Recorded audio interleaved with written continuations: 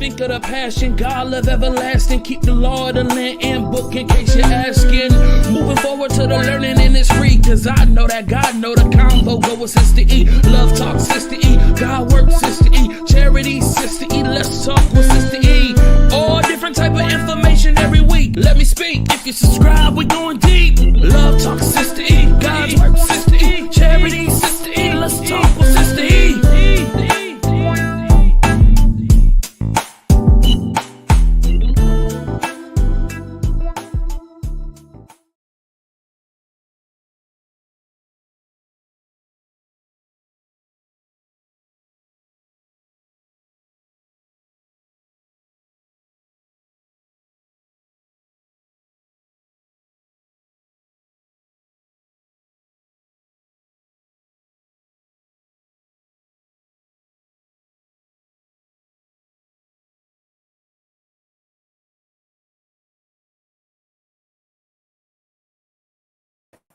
Hey, good people. Hello, y'all.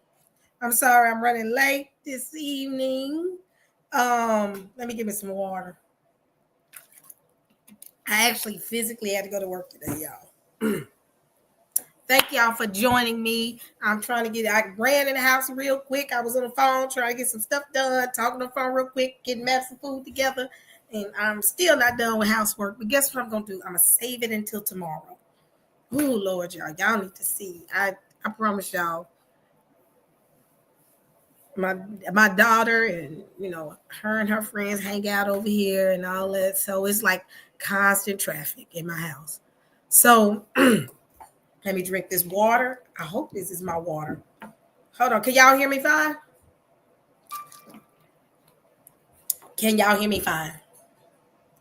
Oh, so I want to say shout out to all my peeps in the chat. Let's start out. Let's start here. Let's see. So you love Yah. What's going on? Shalom, shalom, Yasharel. Timothy Davis, what's going on? Welcome, welcome. Shalom. Arrow Spike. Shalom, shalom. Stephanie M. Shalom, my sister. I said Timothy Davis, right? I ain't say Timothy, right? I meant Timothy Davis. What's going on, Stephanie? What's going on? Karima, welcome, daughter of Yah, welcome. Angie, love Yah. That's, you know what, Angie? That's how your phone, that's how your name is saved in my phone. Angie, love Yah. That is too funny. What's going on? Y'all? Let me see who else I got in here. I said you love Yah. I said hello to you already. Hold on. Let me see who else I got. Diana G. Thompson, MBA, Master of Business Administration. Is that what that is? A Master's of Business Administration. I have a bachelor's in Business Administration. And ask me, am I going to go back to grad school? No, I can't. But hello, my beloved sister. Yeah, that was my study. I got a BBA. That's what they call it, Bachelor's of Business Administration. It was at IT though. I was in the IT arena. I was in that arena. So don't let me miss no names. Let's go. My last name I said. Y'all, this chat moving fast. I said Diana. Hello. Let's see. Calvin, what's going on? Welcome. Rocky, welcome. What's going on? Stephen. Hello, shalom. What a blessed night to do this. What's going on, Susan G? What's going on? What's up? Let's go. What's going on, Sheriff Kwam Yasharala? I hope I'm saying that right. Hello, welcome. Desiree, welcome. Sheila Rochelle, welcome everybody. Let me see. My sister Nicole. Y'all know Nicole. She may not have been here in a while, but when she does her, she sells jewelry. And when she does her jewelry, she'd be like, welcome. I just love it. It'd be hilarious. Let's see who else I got. I don't want to miss nobody. Essie, what's going on, Essie? Welcome, Essie. Team Truth, what's going on? These people coming in here. Michael, what's going on? Raya, welcome. Let me see. I don't want to miss nobody. If I didn't say your name, say something. SOY, what's going on? Welcome. Yashka, welcome. Yashka, I hope I'm saying it right. Welcome. Let me see. Cindy Lou, what's going on with you? Let's get it going, y'all. Oh my gosh, y'all. How did that drop? Did it scare you? You know that didn't scare the best out of Rio. All right, y'all, let's get it started. Let me see. I'm going to be saying names all night. Let's see. I think I went through all my roles. La Marie, what's going on? Guard us, my brother. What's going on? Martin Day Moses, welcome to T. What are you doing, Madison? Oh, God, this child of mine, y'all. T Dizzle, what's going on, T Dizzle? What's going on with you? Imana, I hope I'm saying it right. Welcome. Gwendolyn, the original, Mr. The Original School. Carl, what's going on? Okay, y'all, I gotta stop. Lala, what's up? Lala, what's going on? I'm gonna be calling names all day because new people coming. Welcome, everybody. What's going on? I'm just going to put it over here. Just put it on here. What's going on, Terry? What's up? Finally aware of you. I hope I didn't miss nobody. If I did, and you want to shout out, please say something in the chat. So, y'all. Let me see, y'all. I got some people that's supposed to come and talk about this. So, I'm going to play this video for y'all. Let me see. I thought I'd send it to myself, but I'm finna send it to me. Have y'all heard about what's going on with Marvin Sapp before we get started? Before we get started about this, Have y'all heard about when Marvin Sapp locked them folk in that church and made them, allegedly locked them in the church and made them pay $20 to raise off? Y'all, that's crazy. I wish, y'all, let me tell y'all something before we get started on this subject. If a nigga lock me in their church and tell me I can't leave until I can't, and I'm going to pay, when I tell you, I'm going to play it for y'all. Let me play it, and then we can get to the other thing. Let me see.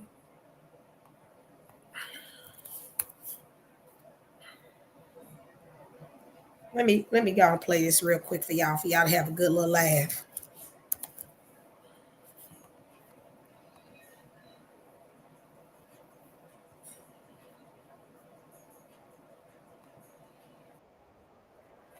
Hold on.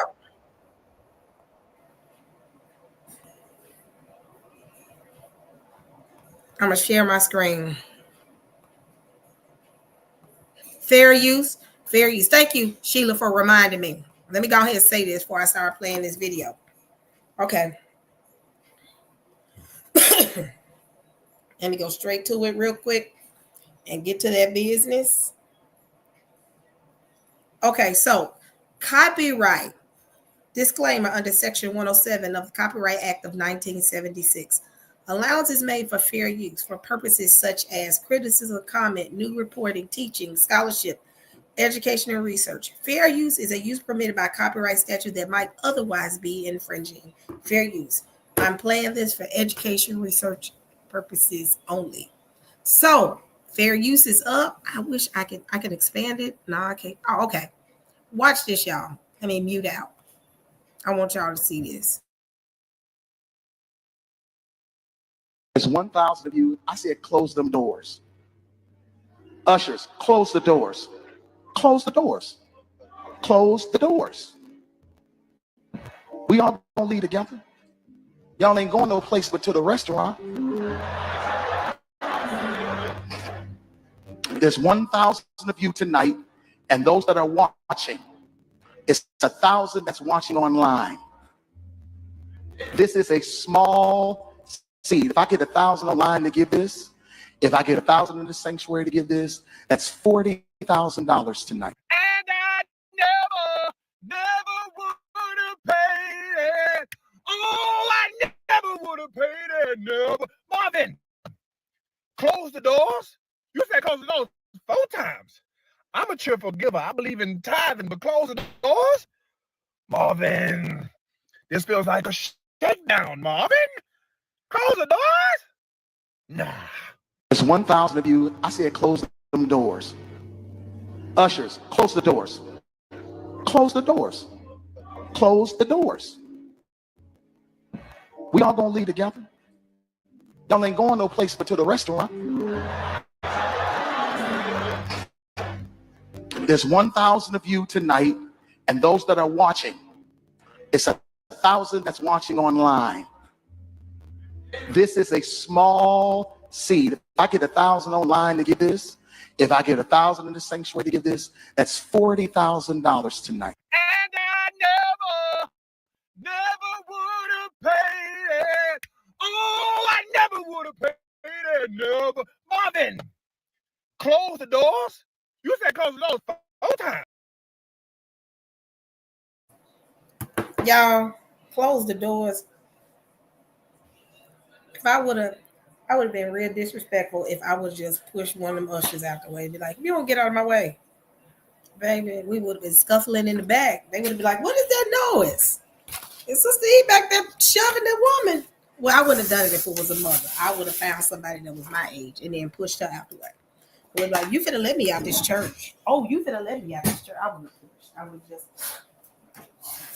I would have strongly told her, you're going to get out of my way because I'm going home. And that's it right there. Crazy work, y'all. That was some crazy work right there. But he held them ninjas hostage and said, you ain't going nowhere until you pay us. That's the only way you can get up out this sanctuary. See, I would have been like, I'm getting out of here now.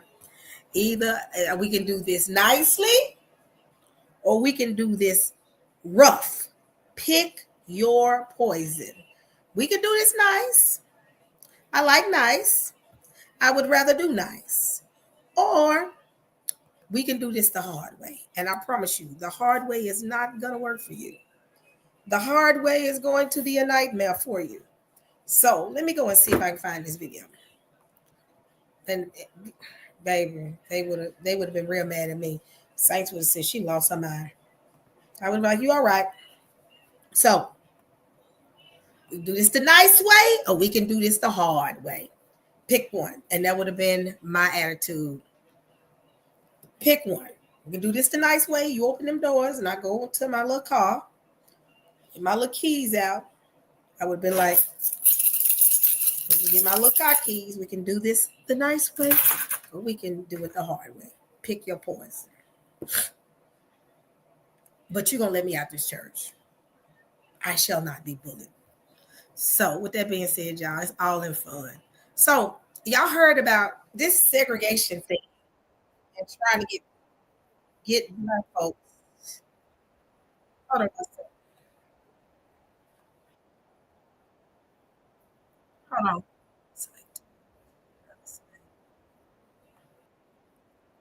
Okay.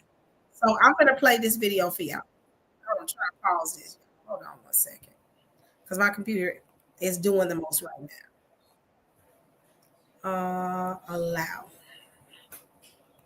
Okay, so there's an event called, it's going to be happening October 5th. It's supposed to be like a global, we finna get back on subject, y'all. A mass global protest on April 5th. April 5th is on a Saturday.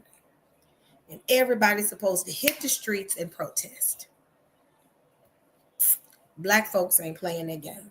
Black folks said, if we hit the streets, this is going to be a reason for you to implement martial law. The interesting part is, y'all have done all this segregation, removing DEI, doing all this stuff. And then all of a sudden, right after all that, now black folks is getting these streets and protest. So this YouTuber actually did a post about this. Not YouTuber, but TikTok. Content creator talked about it. And I want y'all to hear about it and tell me what y'all thoughts are. So let me present. Share screen.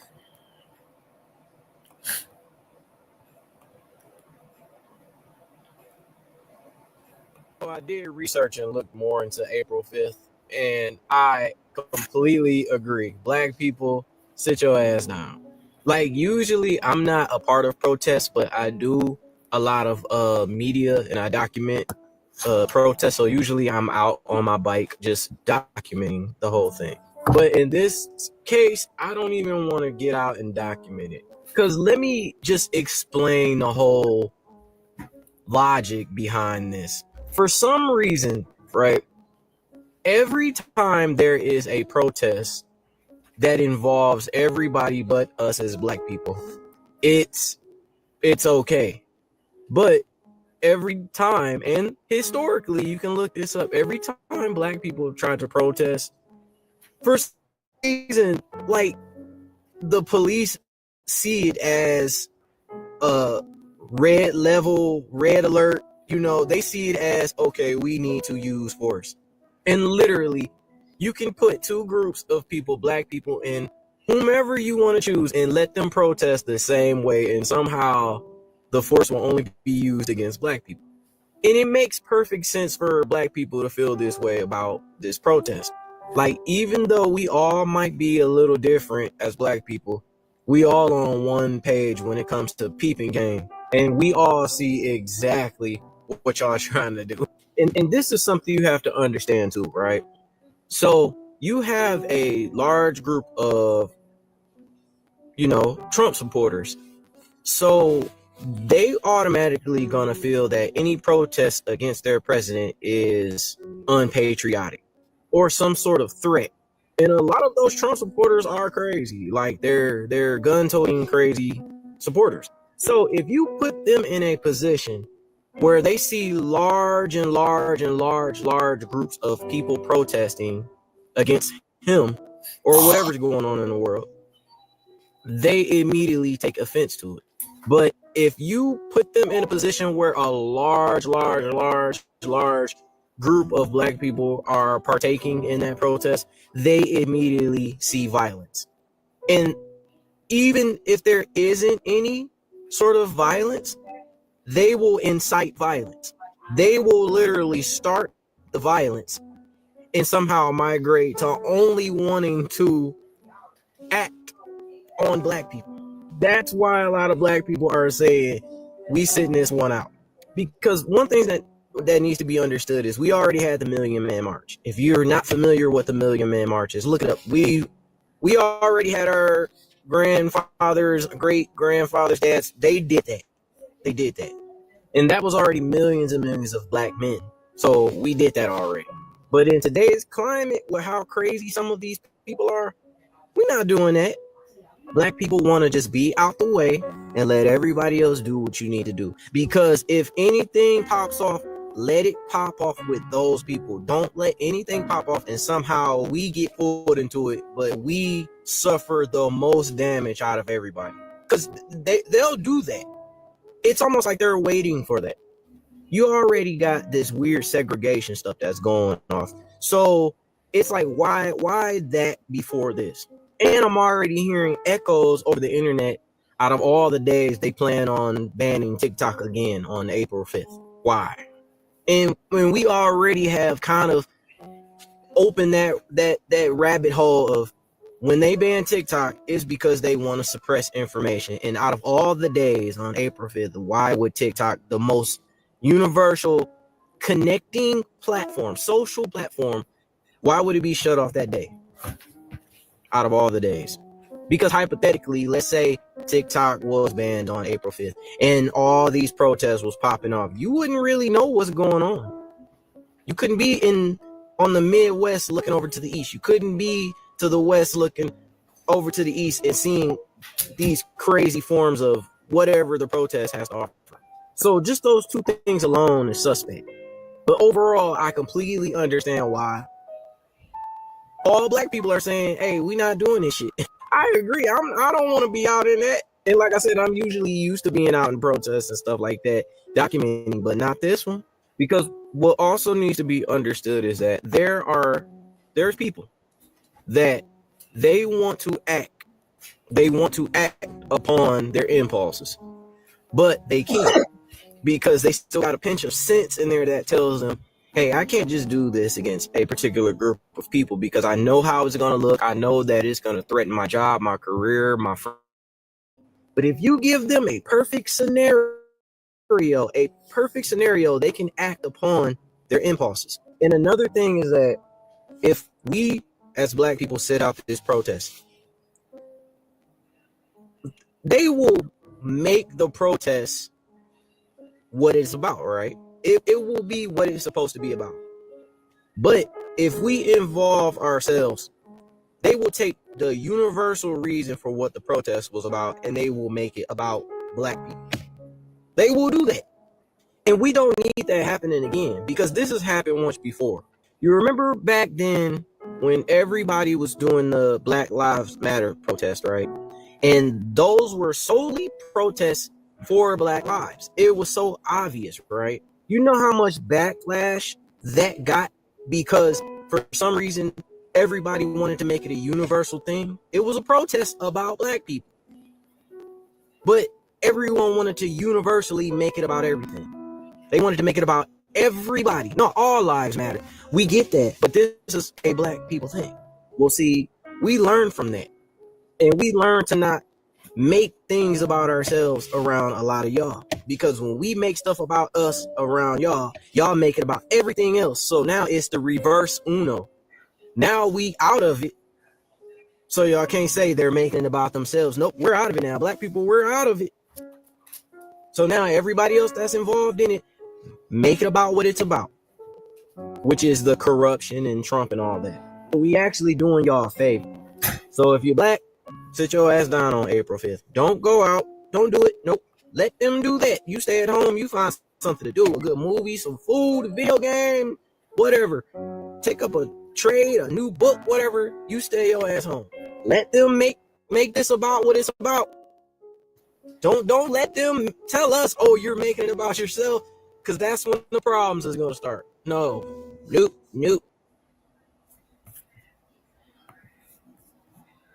Y'all, have y'all heard about what's going on?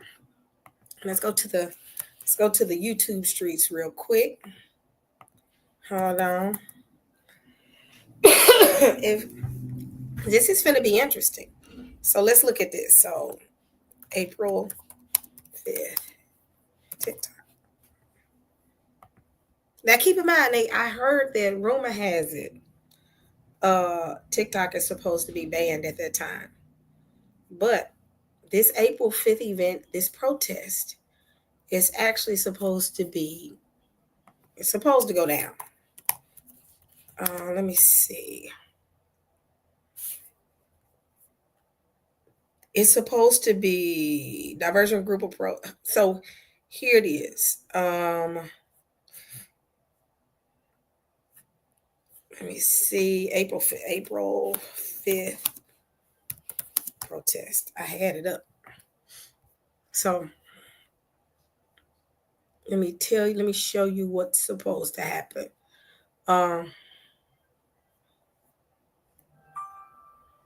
Here it is.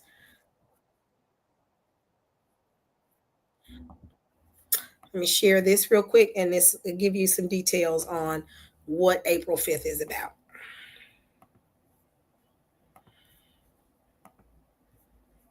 History has shown the power of nonviolent protests to create change. Think of the civil rights movement here in the US, or Gandhi in India, or the protest that brought down apartheid in South Africa. We have seen that when people gather in large numbers, as is happening all over the United States, as well as all over the world right now, standing up to fascist authoritarianism, change can in fact happen. Which brings me to the whole point of this video today, which is to let you know about a nationwide day of protest happening on Saturday, April 5th. Now, in the description of this video, I have a link to my post, which breaks down not only a bit of history about nonviolent protests, as well as how to stay safe during them, but also links to the handsoff2025.com website so that you can find the protest near you. I will be in DC and hope to see you there. History has shown the power of nonviolent protests to create change. Think of the civil rights.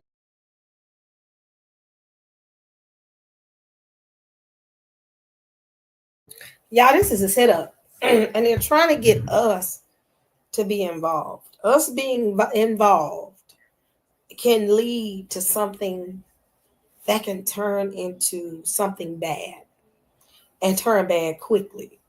Reason being is when they're protesting, because they have been protesting, y'all. Truth be told, they have been protesting. But when we get involved in the fight, guess what happens? We a problem. And that's all they need is to start something with one person in our beautiful community. And we're going to lose it. What's that creed? The comedian said? We live by a whole nother creed. I wish creed. We walk around with that on our shoulder. I wish a nigga would creed. And we will walk out there and already be mad just cause. And guess what happened? I wish somebody would say something to me. Or I wish. We live by I wish. Come on, y'all. Black folks, what you do?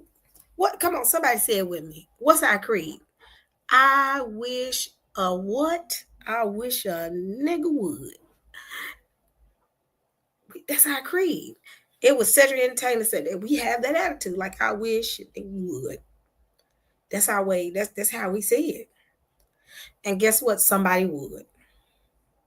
Somebody would. And then we already got the thing of I'm not my ancestors. It's already hitting a boiling point. Can y'all feel it? It's already hitting a boiling point. And if this happens, if this happens, y'all, it's gonna pop off. It's gonna pop off. And when it pops off, what's gonna happen is it's gonna almost be like a firestorm. I already know and feel it. It's gonna be a firestorm, and they won't be able to control it. And then guess what? It'll be our fault. It'll be our fault. Then they'll say, see, black folks doing this and causing problems. See, then we will be the problem. We will be the problem. And they can't really make us the problem right now because we ain't in it. There's an attitude like, I ain't in it. I'm not forgetting that. And because we're saying that, that's gonna be all that she wrote. It's gonna take one, and y'all, I know it's gonna be some of us in that protest, y'all. We gotta admit it. Everybody ain't following through on this. Stay at home. And it's gonna be ugly. And y'all, I'm actually gonna do a live that day as well, April 5th. I'm gonna go ahead and schedule it for that day. We're gonna do it on my channel. I was gonna do it in the back room. I still kind of want to do it in the back chat, my little back area where can't nobody mess with me. But I'm kind of sketchy about that as well. So I'm gonna figure out what's the best approach. But we are gonna do something. So just keep your eyes open on what I communicate for the next couple of days. But y'all, because we live by that creed, they want that. They want us to act a fool. They want us to act a fool. And one thing I will say, black folks gonna respond. But as long as we stay out them streets and stay at home, we good. Because I'm telling, and when I say stay out them streets, don't be anywhere near it. Don't be anywhere. And what's crazy is I wish, Sheila, that people was like that, like whoever of ours who go out there, they own their own. We see it like that, but they gonna say because 5 ninjas that fought with the police, it's gonna make a whole thing go left. And guess what? Those 5 people, they gonna say it's our fault. And y'all know it. Y'all know it. And they're looking for something to happen. Now, keep in mind, I heard through the grapevine that they are going to be shutting down TikTok at that time. Get out of the bathroom. Hold on. I heard that they are going to be shutting down TikTok for this event. Not for this event. Let me rephrase it. They're supposed to start a TikTok ban right when this happens. Not because of this event. I already know they don't want this revolution televised. That's why I know something shady. They try to do some real shady. And every person that looks like this, that has the same complexion, lighter or darker, are of the persuasion of a Negro, stay out of it. Because that's all they need, y'all. That's all they need. Because they're trying to provoke us. I'm gonna play another video. And they really not trying to in this. And that's all they need. Because it's going to be ugly. People are mad right now. People are losing money. The people ain't making no money right now. People are struggling right now. Black folks used to it. We know how to struggle. We know how to make $100 last 2 weeks. We know how to eat ramen noodles. We know how to stretch it. But they're in a position they're not used to scuffling. They're not used to not having. And they need us out there so they can get back what they want. Ain't nobody, our folks ain't getting it. I'm gonna play another video for you. Because they getting ready to hit them streets, y'all. They getting ready to hit them streets. And I'm gonna play another video for y'all.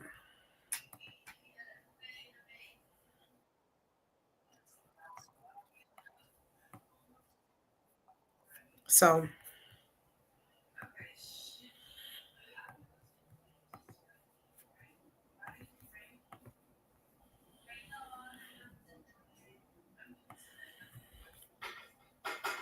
marches and protests are coming up, and I wanted to remind you all of one very important thing. A protest, especially in the form of a march, is only the starting point. It is a critical catalyst, but it is not the beginning and end of our work. We do not just march and then we arrive, and the way that we got there was the work that we did, and that was all that was needed. No, it is what happens when we reach that destination and transform this one moment of action and attention into sustained pressure and systemic change. Being so for real, the signs, the chants, the walking through the streets, like, it is awesome, and it is way more symbolic than it is tangible. What we want the symbolic march and protest to lead to is tangible outcomes and actions, like sit-ins, like the freedom rides, like the Boston Tea Party. They dumped the tea into the water, right? That was the action that actually prompted something. It wasn't just like, fuck you, we want our tea, like whatever it was. I'm not a history buff, I don't know. But honestly, like, it's one thing to say, hey, leave it as it is, and another to be like, fuck you, I'm dumping it in the ocean, right? And that is the difference. The march, right, where we're saying things and we're rah, rah, rah, and we're chanting and we have the big megaphones, like, yes, it is symbolic. It's awesome. It's a call to action. It is a call to action, right? We need more than just the call. We also need the action to back it up.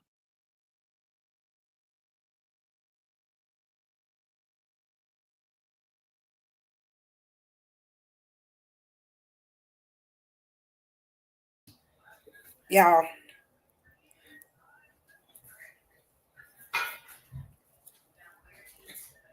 I'm gonna drop the link.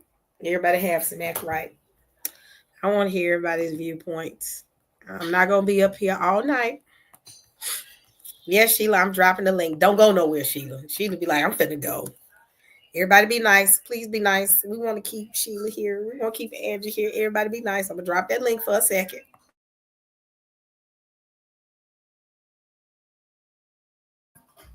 Provide your viewpoints. What you think. Provide to me what you think. What are your thoughts? What do you think is finna happen? While I wait for people, I got one more. Another video. Yeah, I'm sorry. My allergies, y'all. It's the allergy season and my throat itch. So I apologize. Here we go.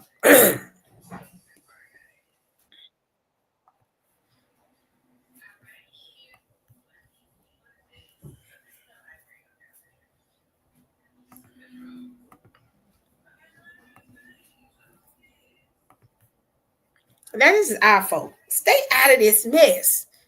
Stay out of it. Oh my gosh. But this our fault. Are you ready for April? Because it's approaching. Next Saturday, April 5th. The TikTok ban. Apparently, the app is going to get banned on the 4th once again. And it just might go out. And all the people, businesses, all the money that people make, let's hope you get it. Because April 5th, people will be marching. People will be protesting. It's going to be a historical time in America. As we approaching the red heifers and the 7-year tribulation, the peace treaty, oh, that time is coming. They know what's about to come. They know what's about to begin. The question is, do you know? The question is, are you ready? They're trying to keep it silent. I'm trying to tell you out loud.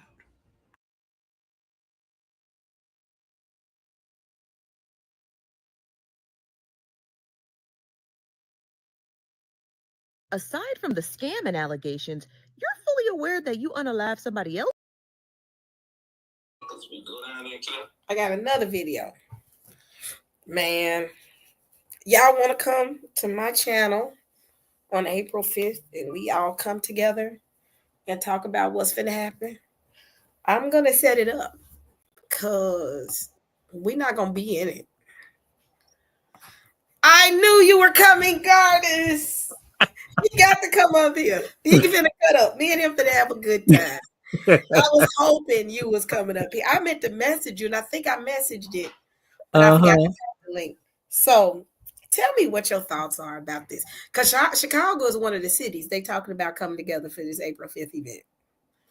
I saw Chicago, I saw Philadelphia, I saw New York, I saw DC, I saw like the major cities. So who's organizing this? Nobody knows. I don't know who organizes this. Yeah, and you are absolutely right. If you don't know who organizing it, stay out of it. Correct. It's as simple. You know, with the Million Man March, you knew who was organizing. Yep. This one, if you don't know, stay out of it.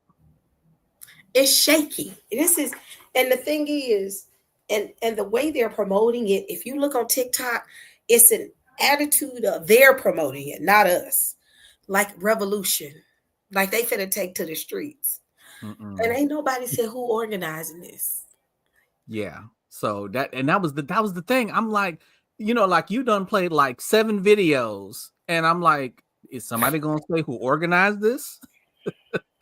Nobody is saying anything about who organizing this, and everybody keeps saying the same thing. They think they're trying to do this so they can cause martial law. They want martial law. Well, this is purposefully done by somebody who ain't got the interest of black folks. I know that for sure. Yes. Because all of a sudden, after this DEI and this segregation conversation, all of a sudden it pops up April 5th, April 5th, April 5th. And I'm like, where is this coming from? Yeah, but it's all on TikTok. You know what? Because April is, I believe, let me see. Oh no. So, you know, white supremacists like to do things in April because, you know, April is Hitler's birthday. I didn't know that. Yeah. Let me see. It's April 20th. Adolf Hitler's birthday is April 20th. And he actually died in April too, April 30th. So it's a famous, it's a famous white supremacist month. So yeah. Let me see. I'm gonna see who is organizing this.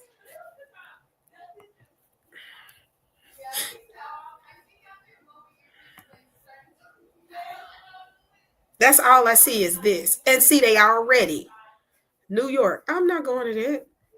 Yeah, you can't even. Did you find who was organizing it? You can't Google it, right? It's just going from city to city. That's all they doing. It's calling out cities, like right here. It ain't even. Yeah, it ain't even. It's called Powered by Mobilize. That's all it's saying, and I think that's a site. Isn't that a web? A web? Yeah, that don't sound like no. That don't sound like no organization. Yep. And they talking about going to Bryant Park. Bryant Park is right next to Times Square. I wouldn't go nowhere near that. No. Man. Let me see. Cities. It's called Hands Off. Let's look and see who is hands off. April. And I probably should have did this research today, but I was at work. I had to physically be at the office. But so what is the protest supposed to accomplish? It's supposed to be Donald Trump and Elon Musk. Can y'all see my screen? Yeah. So it says Donald Trump and Elon Musk thinks the U.S. belongs to them. We are fighting. They're taking everything they can. They're taking everything they can to get their hands on our healthcare, our data, our jobs, our services, and daring the world to stop them. This is a crisis and the time to act now. On April 5th, we're taking to the streets to fight back with a clear message, hands off.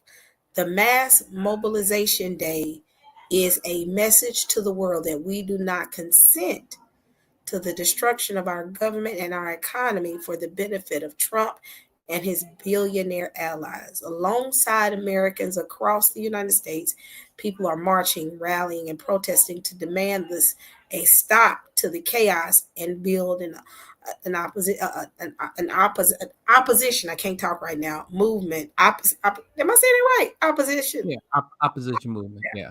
Yeah, opposition movement against the looting of our country. Bring a sign and your voice. And it says Democrats abroad. And this is posted by this person right here.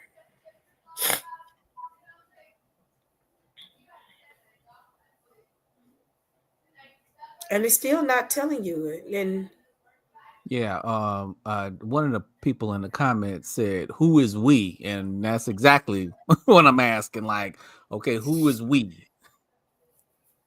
man, this hands-off movement. What are your thoughts? What do you think the outcome of this? Just tell me what you think. Well, I mean, obviously, if people are smart enough, they would not be doing this.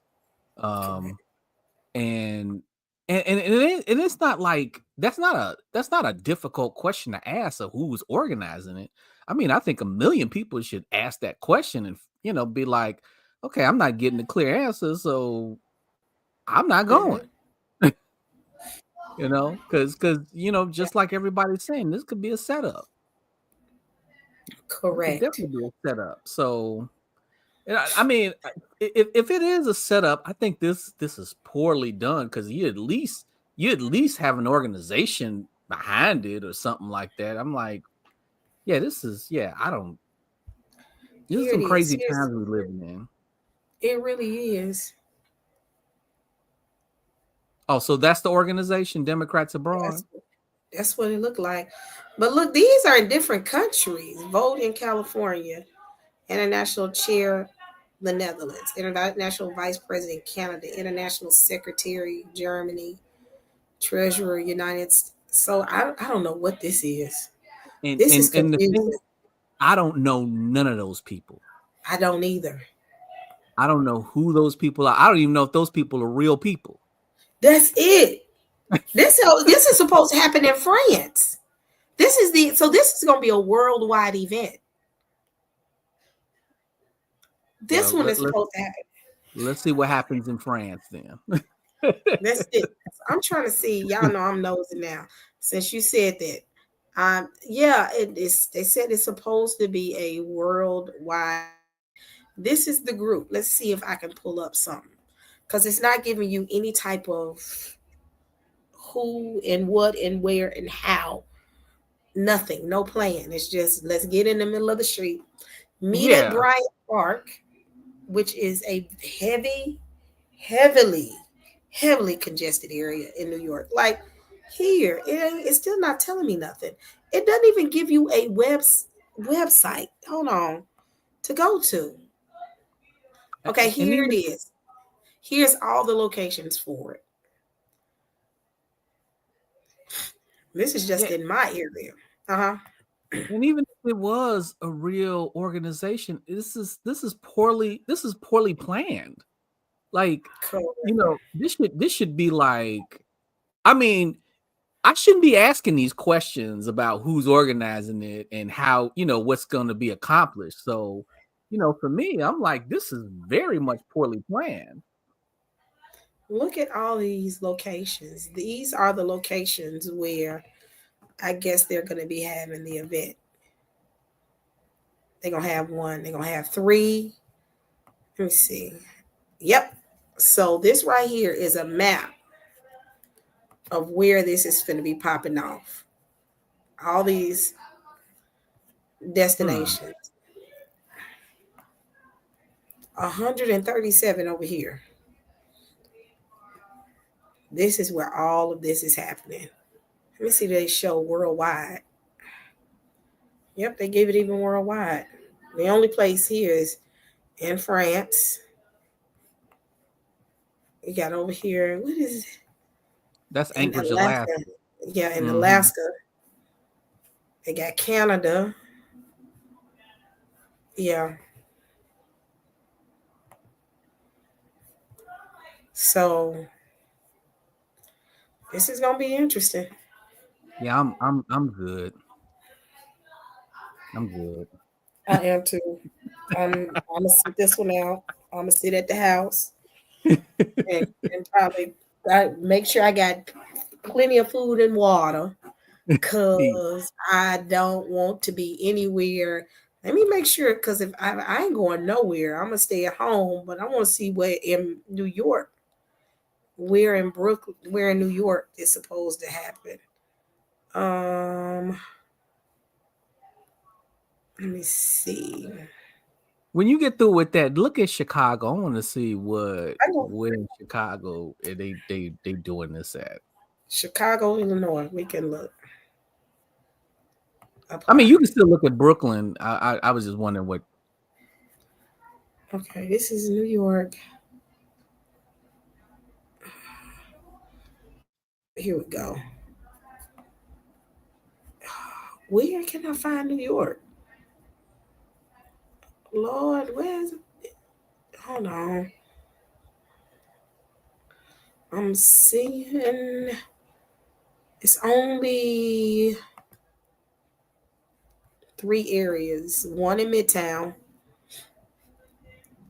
This is the Greenwich Village. I should have known it to be out there. And nothing going on. Wait a minute. And Weehawken, which is New Jersey. Nothing happening in Brooklyn. Ain't nothing transpiring in Brooklyn. I was trying to check for that because I was like, do I need to hold on? Park Slope, all that area? Nope, nothing going on in Brooklyn. Now let's look at Chicago.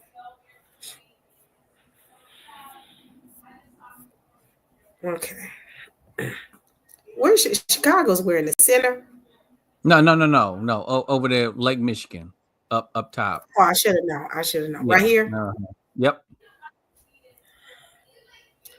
Chicago.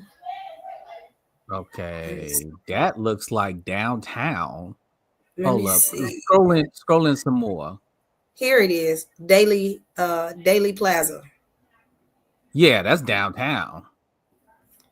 Okay, that's downtown. And then that looks like over west. Yeah, what is that? Right here? Yeah, that blue dot right there. Yeah, what is that? Is that west That's side? Oak Park. That's Oak Park. Oh, yeah, Illinois. it's adjacent to west side. So what? Yeah, no black areas. It looks like there's one. If you go off to like the bottom left, that might be Joliet. I think is that Joliet? Yep. Yeah, that's Joliet. Okay. Huh. Yeah, I don't know. It looks like it's gonna be. It looks like it's more of the white areas. Yeah, it is. Because if I look Yeah. right here, is it at Memphis? Why Memphis got to be in the middle of this? Memphis, Tennessee. Where is it going to be in Memphis? Poplar and Highland. Is That's that gonna be a interesting. is That's that over a by- white? That's It a white is a area? white area, but it's like a college area as well. Like that's where my school was. University of Okay. Memphis is out Poplar and Highland. So Okay. So it's over there by the university, but majority of that is old. The more of the white liberals. That's where you're gonna get a lot of those. Yeah, that's what it sounded like. Looking at those areas in Chicago, Mhm. that's where most of the white liberals be hanging. Oh, y'all out. can't So- see my screen. That's why y'all can't see. So this is where it's gonna be here. This is. Am I sharing my screen? Oh, let me No, I share. don't see anything. I do that at work. They be like, "You full talking and ain't sharing a screen." Hold on. So Chicago. Here it is. Here's Chicago. From 12 until 2. Can you see it, Goddess? Yeah, I can see it. So yeah, I'm gonna drop this in here because I want people to kind of, if it's in your area, you'll know to stay away from that area. Yeah, I'm definitely going to be doing that. Okay, well, Sister E, I don't want to hold you up. That's all I want to say. They didn't Okay. tell me who was organizing it, so when you don't say that, stay away from it. You sure right about that? Well, thank you for joining me. I'm gonna do something on April 5th if you want to hop on. Okay then. All right, my brother. All right. Y'all stay out those areas. I think I dropped the link in there of where these places are gonna be. Let me share. You got California, New York, and wait a minute, that number done went up, y'all. Wait a minute, hold on.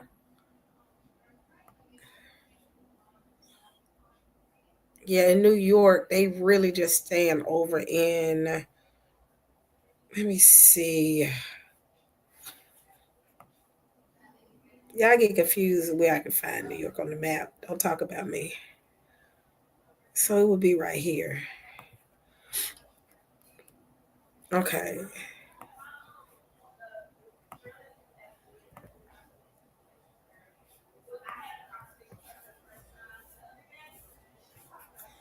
Looking at New York. Can y'all see my screen?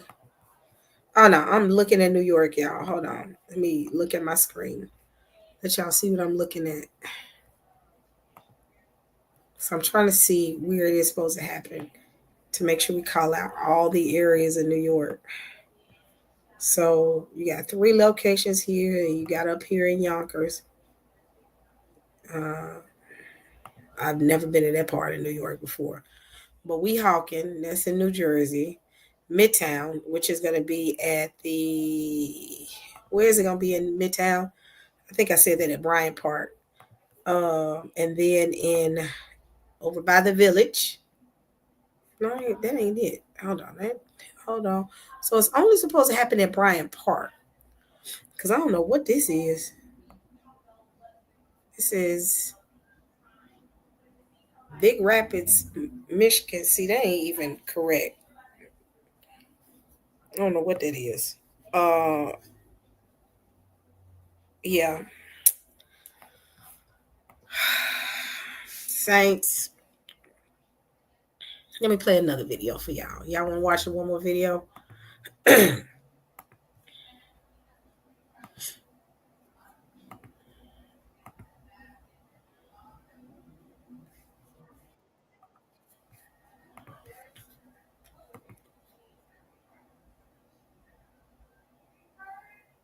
Yeah, that's weird. That's Michigan, but it showed like over by New York. So I'm wondering why it says that, because that's not Michigan, that's New York. So let's see. I'm gonna share my screen. Here we go.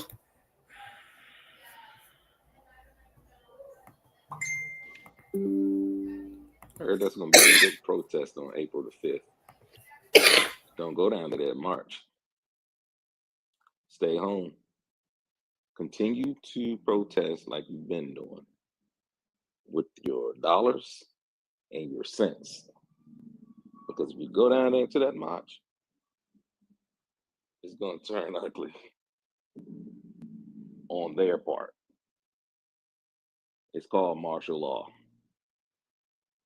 And I'll leave you with this. 1 million people are going to march in the United States on April 5th. 1 million people. Sit your black ass down.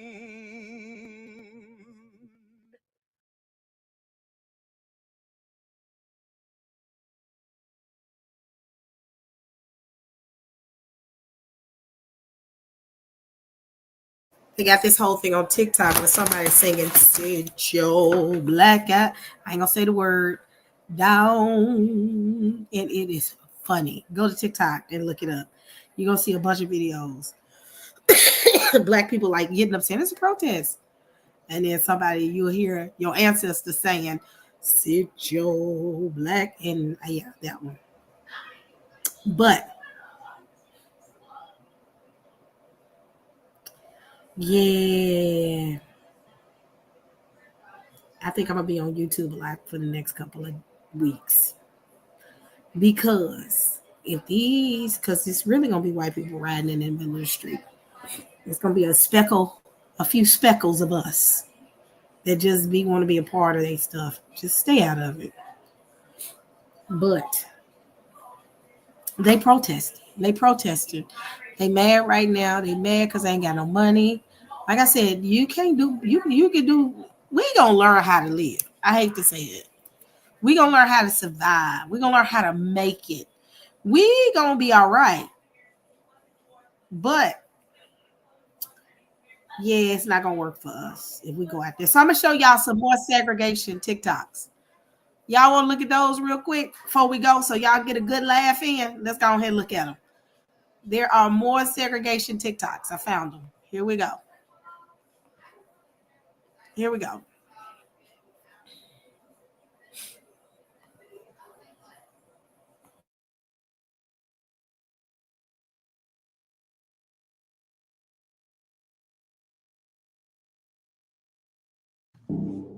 Get out. Get the hell out of my house. In Jesus' name, I pray. I rebuke it in the name of the Lord.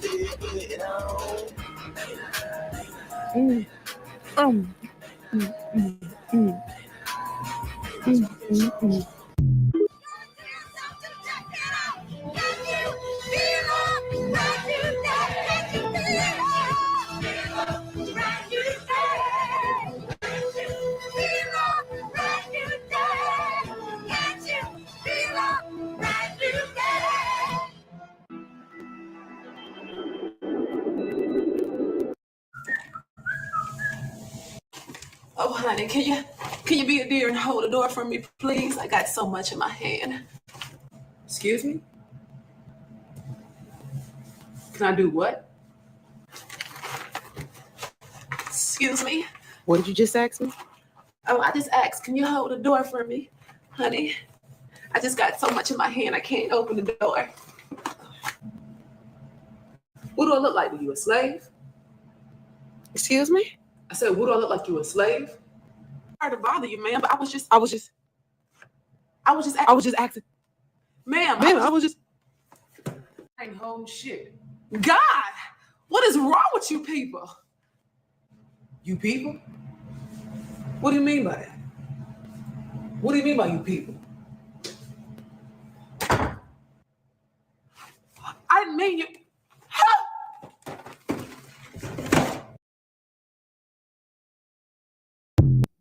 So like, which side do I go on? All right, because I know I'm white, obviously, but I'm also part Mexican, and I just found out that I have some Native American blood in me. All right, I don't know which tribe, but seriously, which side do I go? Like, is there a neutral zone? Do I go back to Mexico? Do I go to Europe? Because if not, if I have to pick either side, then I don't want to go over here with these fuckers. We all know why. This side is way better at everything. However, I know 45% of their culture. I know that because there's this quiz on TikTok that asks, are you black? And that's how much I would get right. Okay, I lied. It's 40-ish right. And for those who knew me in high school, yeah, I would make a complete ass of myself if I was over here. So seriously, where do I go? Because I'm at a fucking loss. Bring back segregation. 100% disagree. Dead accurate. Bring it back. I want to know where I'm not welcome, okay? Put them signs back up. Colors only, whites only. Let's do it, all right? Rip the Band-Aid off, especially for a restaurant. Are you kidding me? Whites only? What do I want to do in there? What they got? Mashed potatoes, mayonnaise, hot dogs. Colors only, we got seasoning, turmeric, paprika. Okay, I like this. Okay. You were saying that the black excellence. Absolutely. The segregation is to get the colored excellence. Okay. Okay. What's the playlist in the whites only spot? They playing Carrie Underwood and Kid Rock. We playing Babyface and Diggable Planets. Ain't no overhead lighting. What are you talking about? Black people spend over $1 trillion a year. I would love for the government to force us to spend it on our own people. This is very good. Yeah. I like this a lot. I brought you over to the side. And while we at it, bring back sundown towns. They never left, but... What's that? Well, a sundown town was back in the day during Jim Crow where black people weren't allowed to be in a town after the sunset. Wow. So those towns never left. They still exist in America, but they took the signs down. I want them to put the signs back up. I wanted to say 248 miles to the next town that likes colored people. Get your gas in Atlanta. Don't stop till you get to Savannah. All right? I'm with her. He with me. Brother man, how you doing? All right. I see you've brought your pasty peppermint patty out tonight. And I'm just wondering why you folks are over here. This is an all-black soiree. You want to get in? Well, if I was to be so inclined, let the twos of yous in, I'm going to have to check your sugar sardine Sarah's paperwork here. Now, Becky, why'd you want to go and get yourself a black man for? Huh? To have beautiful mixed babies? Well, I'll be, brother man. This your mayonnaise, Michelle? I gotta ask you, who did you vote for? Trump? That orange orangutan? Big Gaboon? You and your mashed potato Mary, lizard lip lit liquor, keto Karen, chalk mascot, Botox Betty Crocker, flavorless oatmeal Hellman's Heather got 45 seconds to get in your car and exit the premises. Now, because we believe in gender equality around here, this switch got a binary trigger. 44, 43. Well, I'll be. They said we had some seekers running around here. You fellas lost? Ah, you looking for some Kool-Aid? We do have some of the best Kool-Aid this side of Mississippi. But unfortunately, we don't take too kindly to outsiders. I understand you thought you would be welcome here, and that's fine for passing through. But you're not allowed to get out of your cars. We have a certain image that we have in our town, and unfortunately for you, you don't quite fit the description. I don't want to tell you what happened to the last people who came here that look like you, but let's just say they don't come around here much no more. Well, I tell you what you do. You get your narrow ass back in that Tesla, you put your navigation system in, it's going to take you back up north, you're going to turn left on I-10, and you're going to be right back in there in Hunkerville. How about that? All right now. Don't let us catch you with the sun up. You understand? Because next time it ain't going to be so nice. And I won't be alone. Y'all have a good day now. How you, darling? Look a little lost. Can I help you this evening? Oh, see, no, see, you're on the wrong side of town here. No, your kind is right over there. Now, hey, I don't make the rules, okay? I have a white dog, okay? And I'm not racist. And if it were up to me, honey, you could come right on in here. But see, around here, we can't allow that kind of activity. See, your people, normally when they come, they bring a lot of drugs and violence. We can't have that here in our part of town. Now, who invited you over here? Makai? I don't think Makai would do that. See, Makai is a very upstanding citizen, and Makai is not. He don't hang around your kind. I'm not saying that your kind, that some of you ain't good ones. You might be. I don't know for sure. I can't take no chances. So if I were you, I'd best get out of here because it's not gonna be good. Now, if I have to call Sheriff Johnson, it ain't gonna go good at all. So if I were you, I'd go ahead and pack up my stuff, get back on the road. It's a little dark. You might want to get in before it gets darker, okay? All right, because you know we can see y'all better in the dark. So I best get out of here if I were you, okay? Now make sure you don't take no more wrong turns, all right? Have a wonderful evening. For some of those, Ivan said he don't like them. So, Ivan, I'm sorry. But the point of those jokes was if they created segregation, Black people would create their own towns. What would happen if it's no longer considered to be a sundown town and we had our own? Excuse me, well, we said y'all can't come downtown. I mean, and it's like this is how we see things. And people can't sit and play like these things don't happen this day. If I get caught I'm from Tennessee, if you get caught in the wrong side of Mississippi, it can be a game changer. Been there before.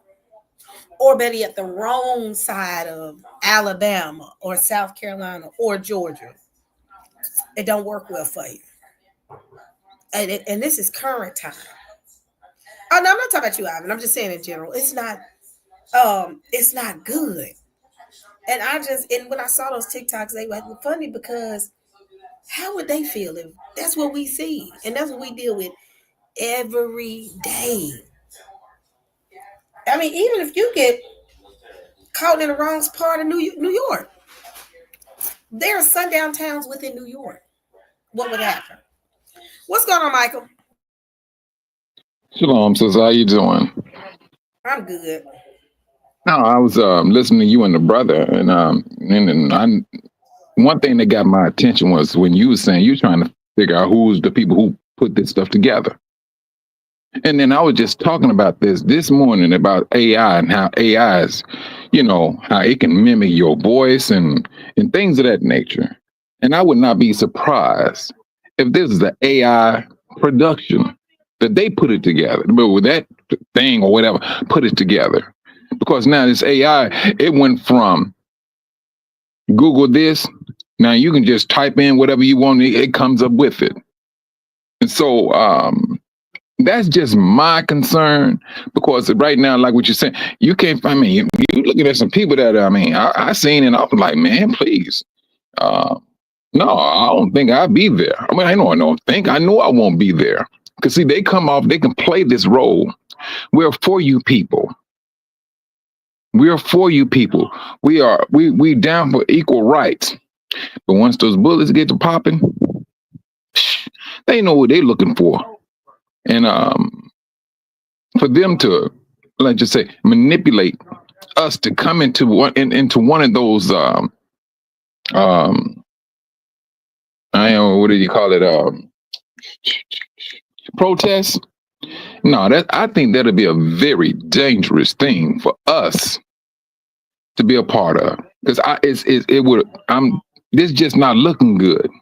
It's not looking good. Somebody else was telling me something about something supposed to go down on April 20th, and then when the brother saying that what's his name, Hitler was born April 20th, I'm like, wait a minute now. And now, I'm getting kind of concerned more so now. Now I got to really press into it as to what's supposed to go down on the 20th of April. But they have a lot of things. And then segregation, sister E, when Trump said segregation, that was a code word. That's all that was. Then he goes, he took it off the table. You put it out there. You knew what you was doing.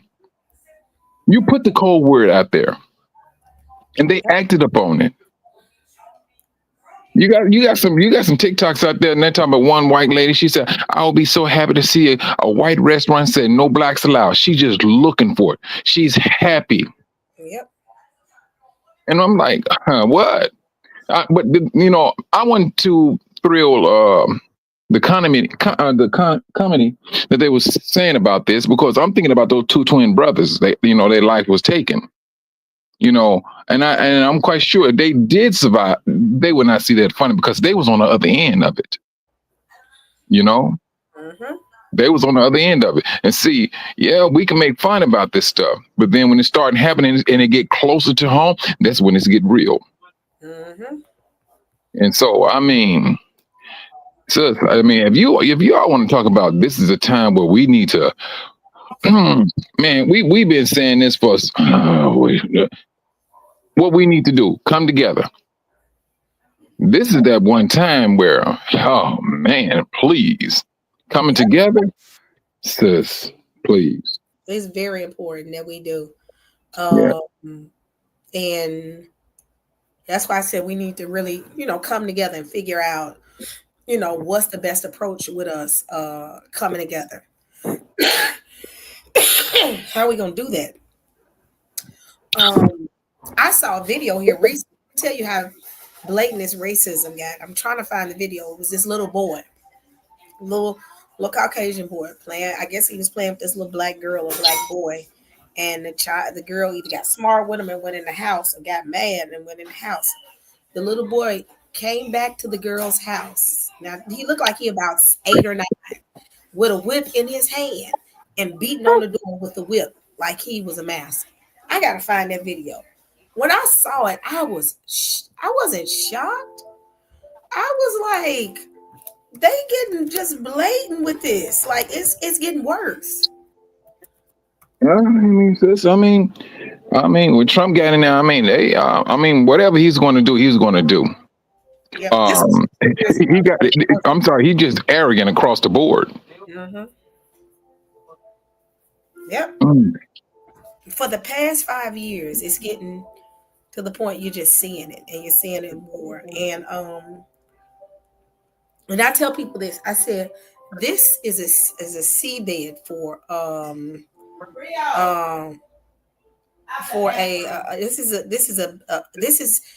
this right here. It's the most tense I've ever seen it. It is.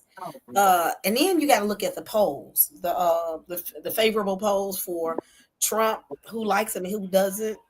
Right. It's still somewhat 50-50. It's not like 10% of the government, the United States citizens like him and 90 can't stand him. It's like 44 like him and 56% don't like him. Yeah, that's still middle ground to me.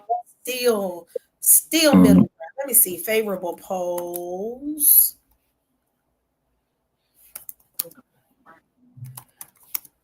Let me see Trump. And when I saw it, I said, "That's still." And they was talking about it on CNN. Now it may have changed because that was just a couple of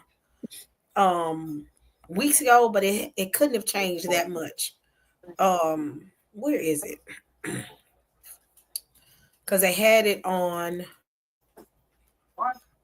Here we go. I'm gonna share. Nope, don't want to do that. Let me share this. I ain't never seen it like this before. It ain't enough to say, "Yep, Trump don't have no support." Trump still has support. Yes, he does. So here it says that the data shows significant decline in President Trump's favorability rating during November and March. For November and March, Trump's favorability dropped from 55% to 43%. That's not a big drop. To 47% and 50% unfavorable. That's still close. That's still close. Y'all see how close that is? That's how close it is. That if it was to be any type of civil war tension, they got enough in their numbers to do what they gonna do. That's why I said these polls telling you that he's still liked amongst half of his constituents, and he still got half of the country. And have you heard that he's trying to attempt to push a third term? If we can make it to that. You haven't heard. Trump is pushing for a third term. Let me show you. I saw this. Actually, Santonio told me this. Let me see if I can find it. He's trying to. Where is it? Now I heard that King Charles has given him an invitation to somewhat act like a king of the United States. That is so crazy. That's crazy. Now, when you want to talk about they're a stickler to their bloodline, and they're a stickler to their bloodline. They are. Yeah. They are. Very much. Here's the video. Let me share.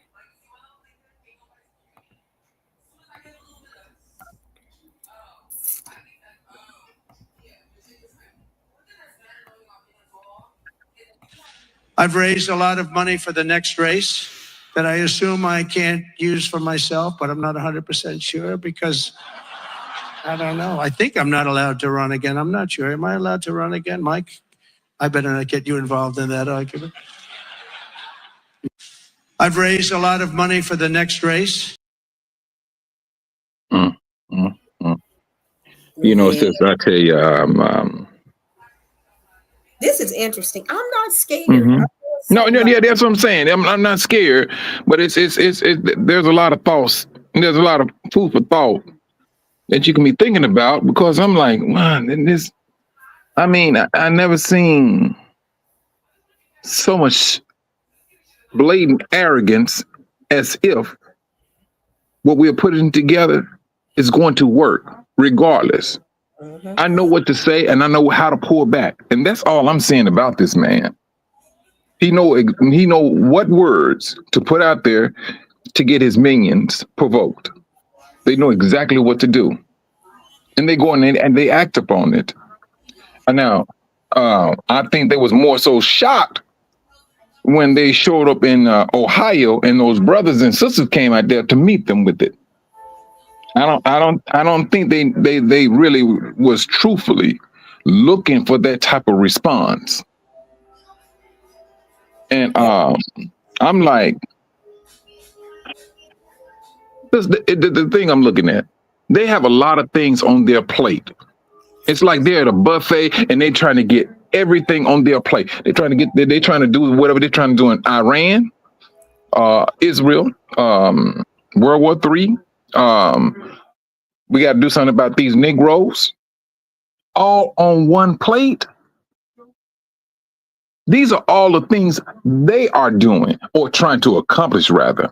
And we're not even speaking about what the brothers in Africa, how they're disassociating themselves from the West.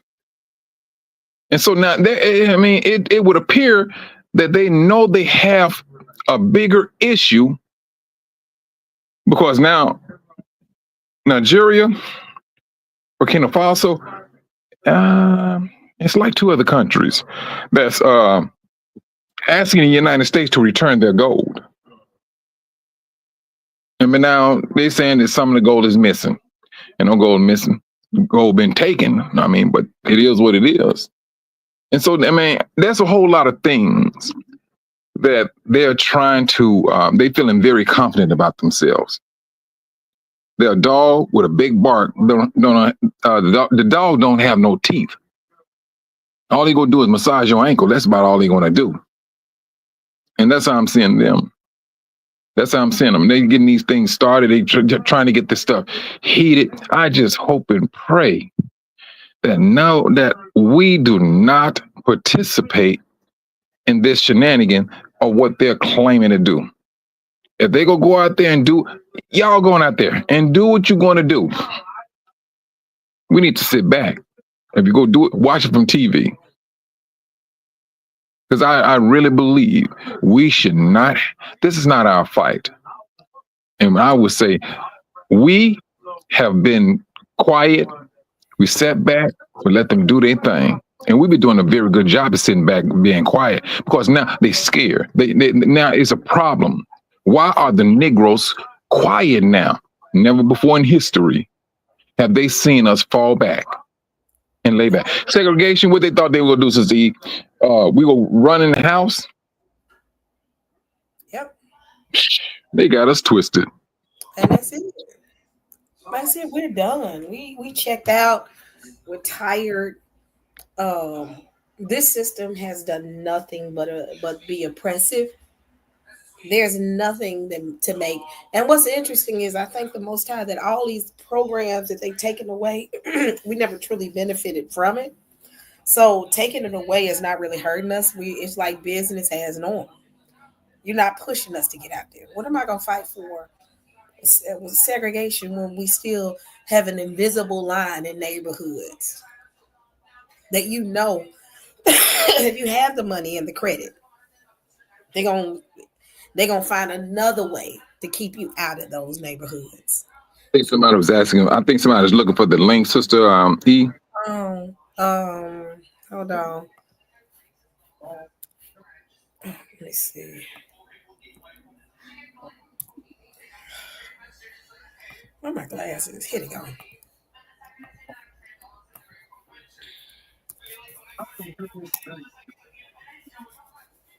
You know, yeah, we not trying to get into that fight. You know, and the crazy thing is, people love to say black people racist. You can't be racist. We can say we don't want to deal with y'all no more because of how we were treated as a people, but that's not racism. That's called I'm tired. We tried everything to be involved, and it's gotten us here. Hold on one second. Hey, well, Hey, Shalom, can y'all hear me okay? yeah, we can hear you. All praise to the highest, Yahuwah. Listen, I didn't want to interrupt y'all, but I just wanted to come on here. Shout out to you, Sister E. I actually just saw your live as I was getting off one of my other lives, and I, wanted to jump on my platform and let our people know. I'm glad to hear what our people are saying. We are not involved with this. We sit this out. We let the heathens rage. We trust the Most High, keep our eyes on the Most High. This is just bait to draw our people out into these streets so they can do what they've been planning to do.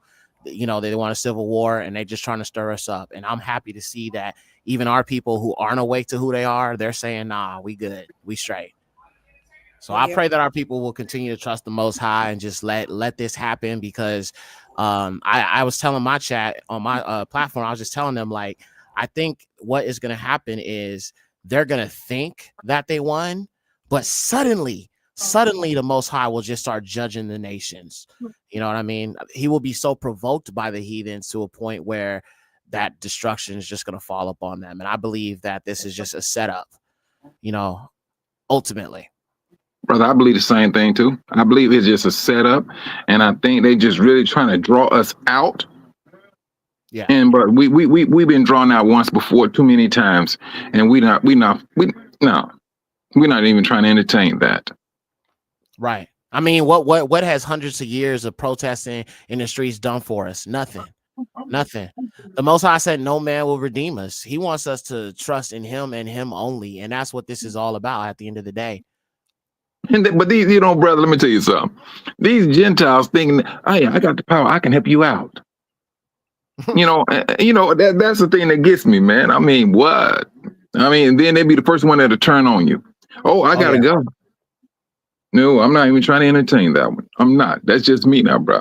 And I just hope that a lot of brothers and sisters have the same mindset. But truthfully, I seriously believe, brother, this is the time that I see a small gathering starting with us. When that man says segregation, to his minions, they know exactly what he means. Yep. To us, we were like, all right, ninja, bring it on. It's not a problem. Right. It never left. And so now you want to sit up here and put on your store whites only? We're not going there. We're not even going to cause, we're not trying to cause trouble. We'll keep it moving. That's going to push us back to those black restaurants, those black stores, those black businesses. That's the beauty about that, brother. Yeah, we got to support our own people, man. If there's ever been a time where we do that, support our people, especially our people in the truth. It's got so many Israelite brothers and sisters on like Etsy making, the ZZs and the tassels and all that stuff that make merch.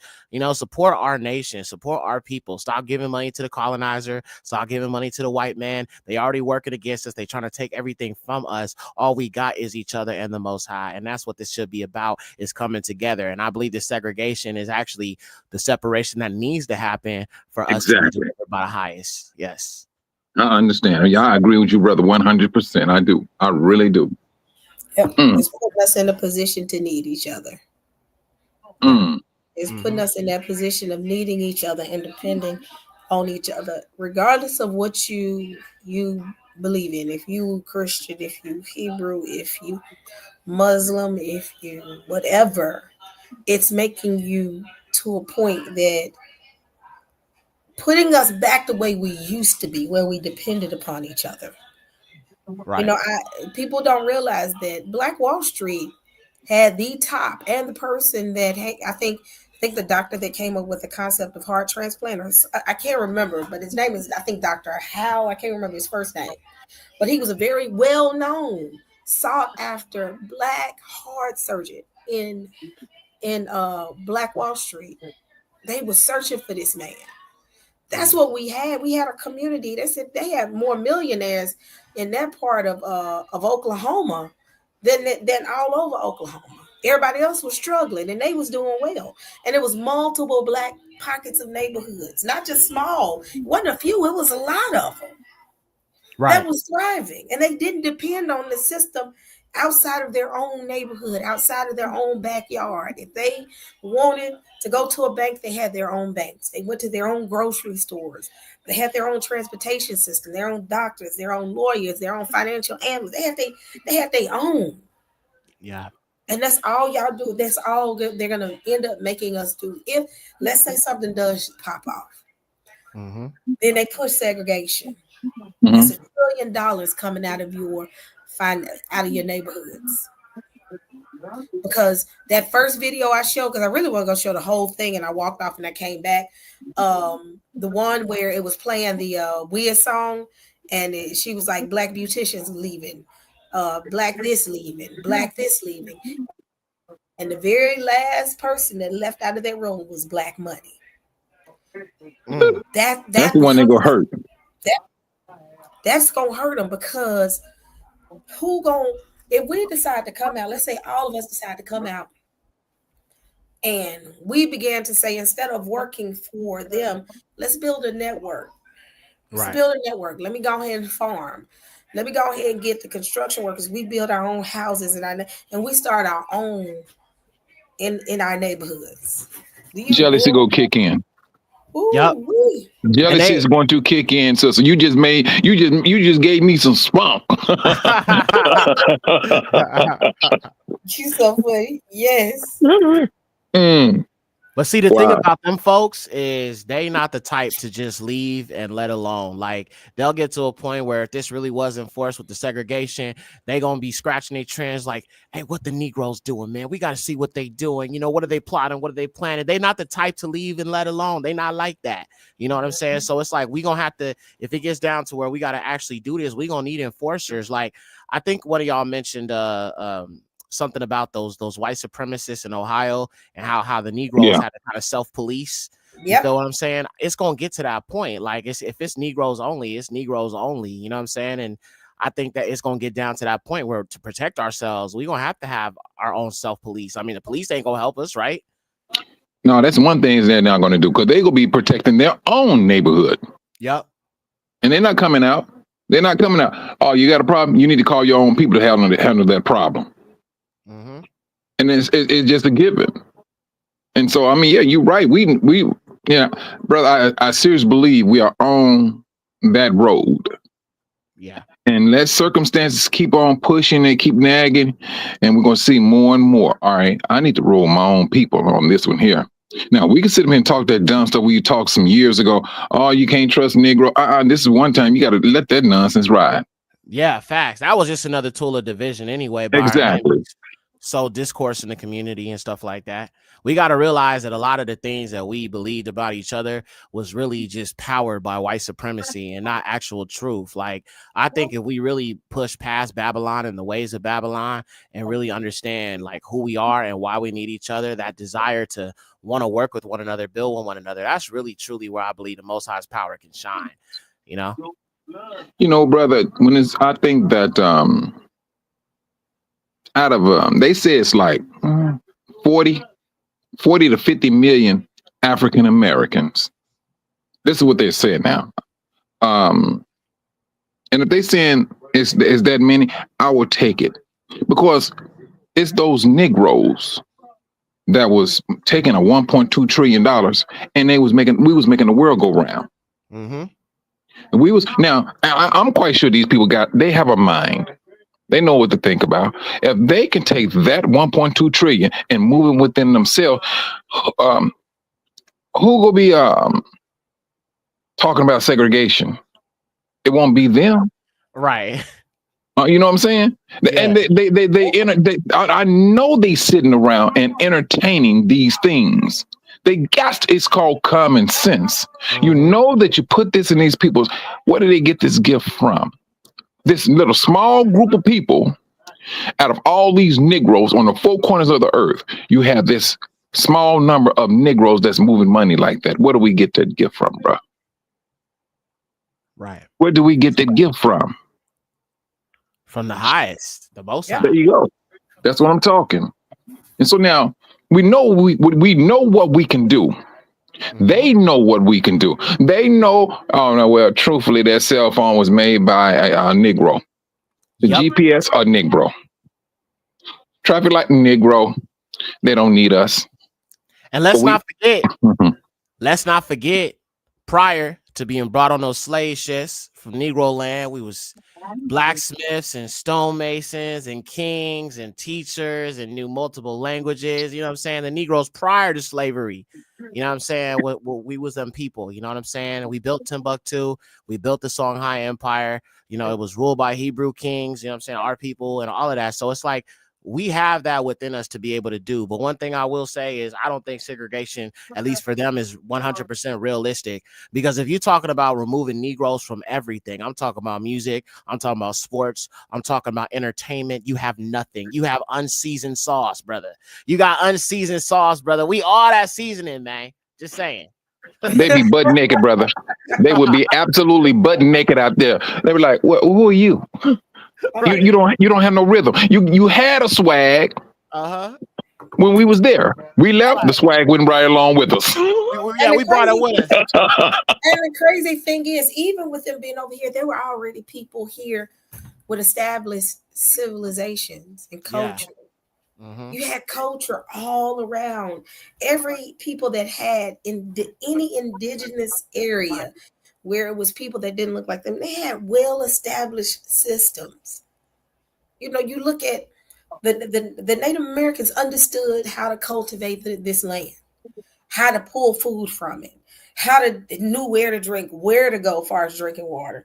They knew this area like the back of their hand, and they survived for hundreds of years over here. Then the colonizer came over here, and they couldn't make it a whole winter. They was dropping off like flies in the U.S. Yep. They couldn't survive and they couldn't cultivate the land. They had to go and get Negroes and put them on a boat and bring them over here to cultivate this land because they didn't have the understanding nor the knowledge nor the wherewithal to be able to do that. Right. So you want to talk about a people that got themselves hemmed up. They are hemmed up and they don't even know it. That's the sad thing about it. Oh man, talk about it. Ooh, good night, man.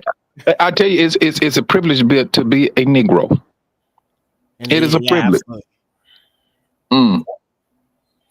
Yeah, we in some amazing times, man. I'll say that for sure. I believe we are the generation that will see, our rise, the redemption. You know what I'm saying? The return of Hamashiach and all of that. I believe we are that generation that's going to live to see that for sure.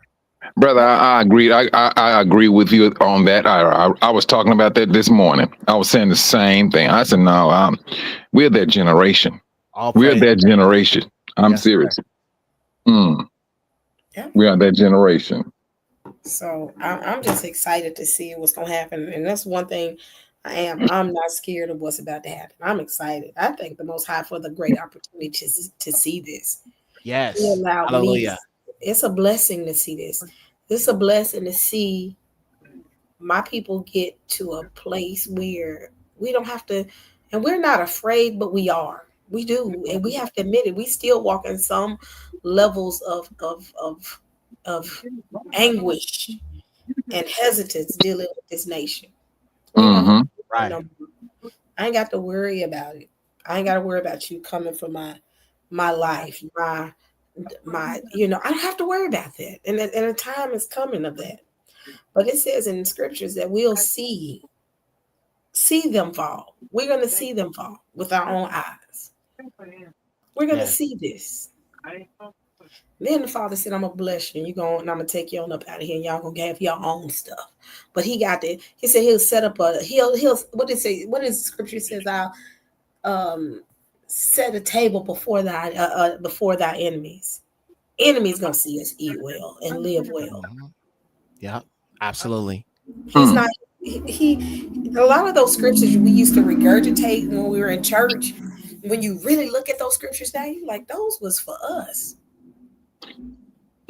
You're so correct. 'Cause I was thinking the same thing, sis. Yeah. Those scriptures just go come in one end, go out the other. Because I'm thinking I'm a Gentile Christian and everything. But then once you wake up, you're like, wait a minute, those scriptures hold weight now.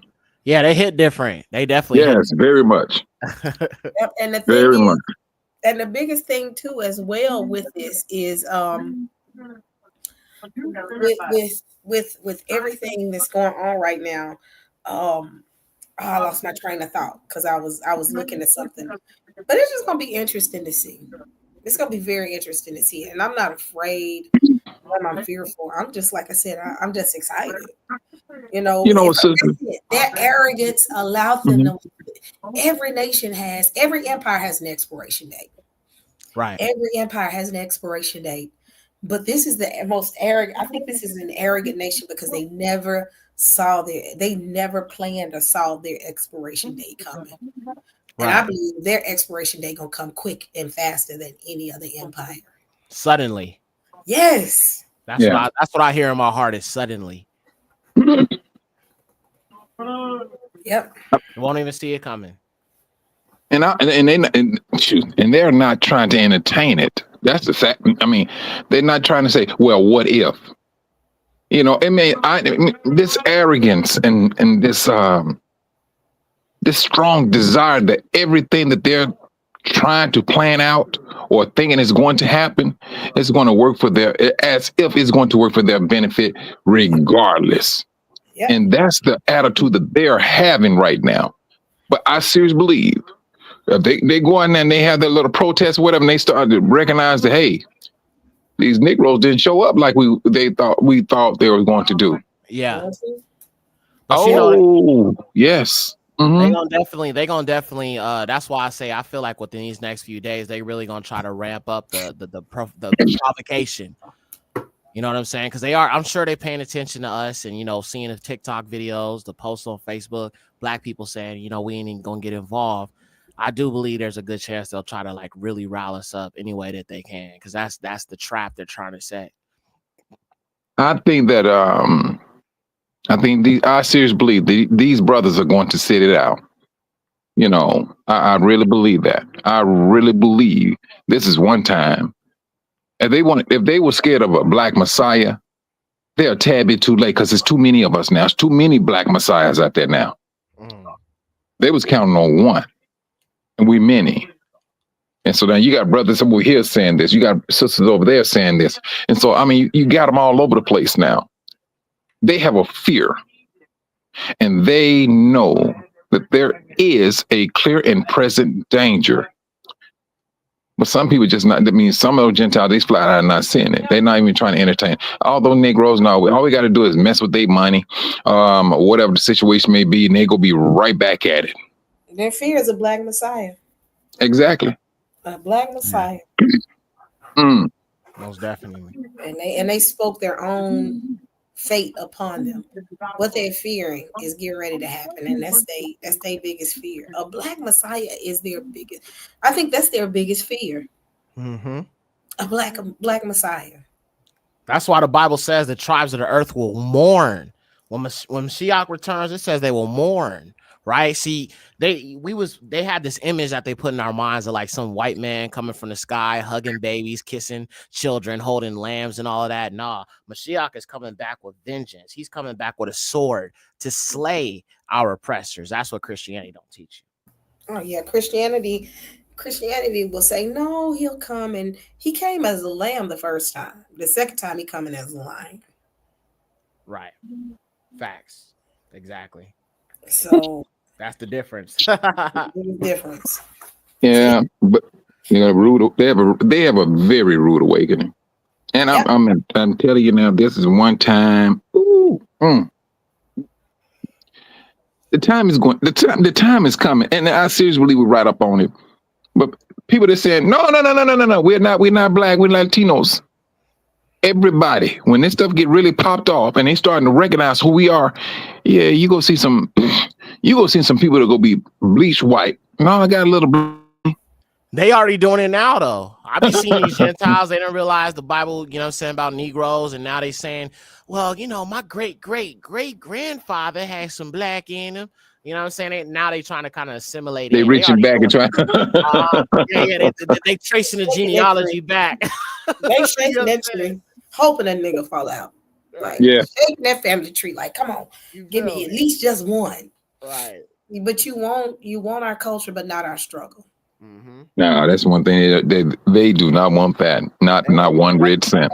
They want the want our blessings, but culture. not the curses. They want the blessings. Mm-mm. Oh yeah, they want the blessings, but not the curses. Yeah. So, I mean, the very thing that he says, the very thing. I'm gonna go to this real quick.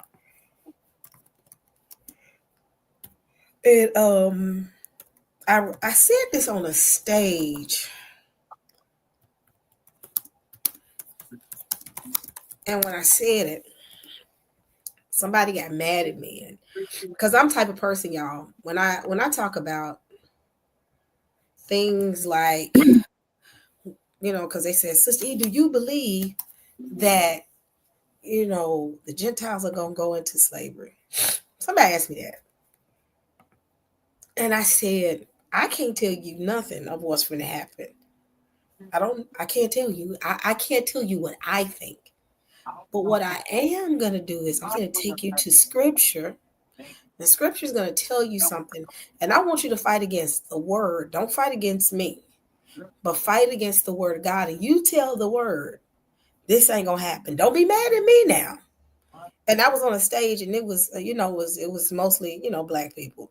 But I said, but don't be mad at me about what the scriptures are saying. So I said, let's go check this out real quick. So I'm sitting on stage, and, you know, they wait for me to say, Sister E said she believes in slavery. I said, keep in mind, I didn't say me. I didn't say me.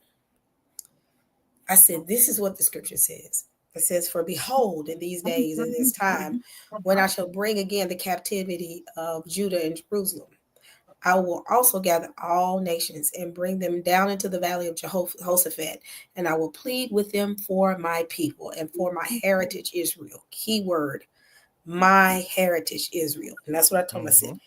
My heritage. I'm not talking about the Gentiles and Israel, because, you know, they love to lump us together. He said, I will plead my heritage Israel. That's what he said.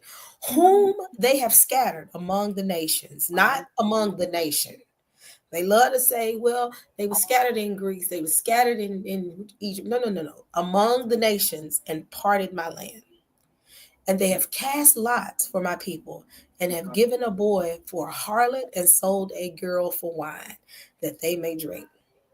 Yea, what have ye done with me, O Tyre, Zidon, and all the coast of Palestine? Will ye render me recompense? And if you recompense me swiftly, speedily will I return your recompense upon your own head.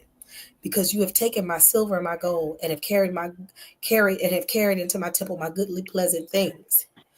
The children of Judah and the children of Jerusalem have you sold unto the Grecians, that you may remove them far from your borders.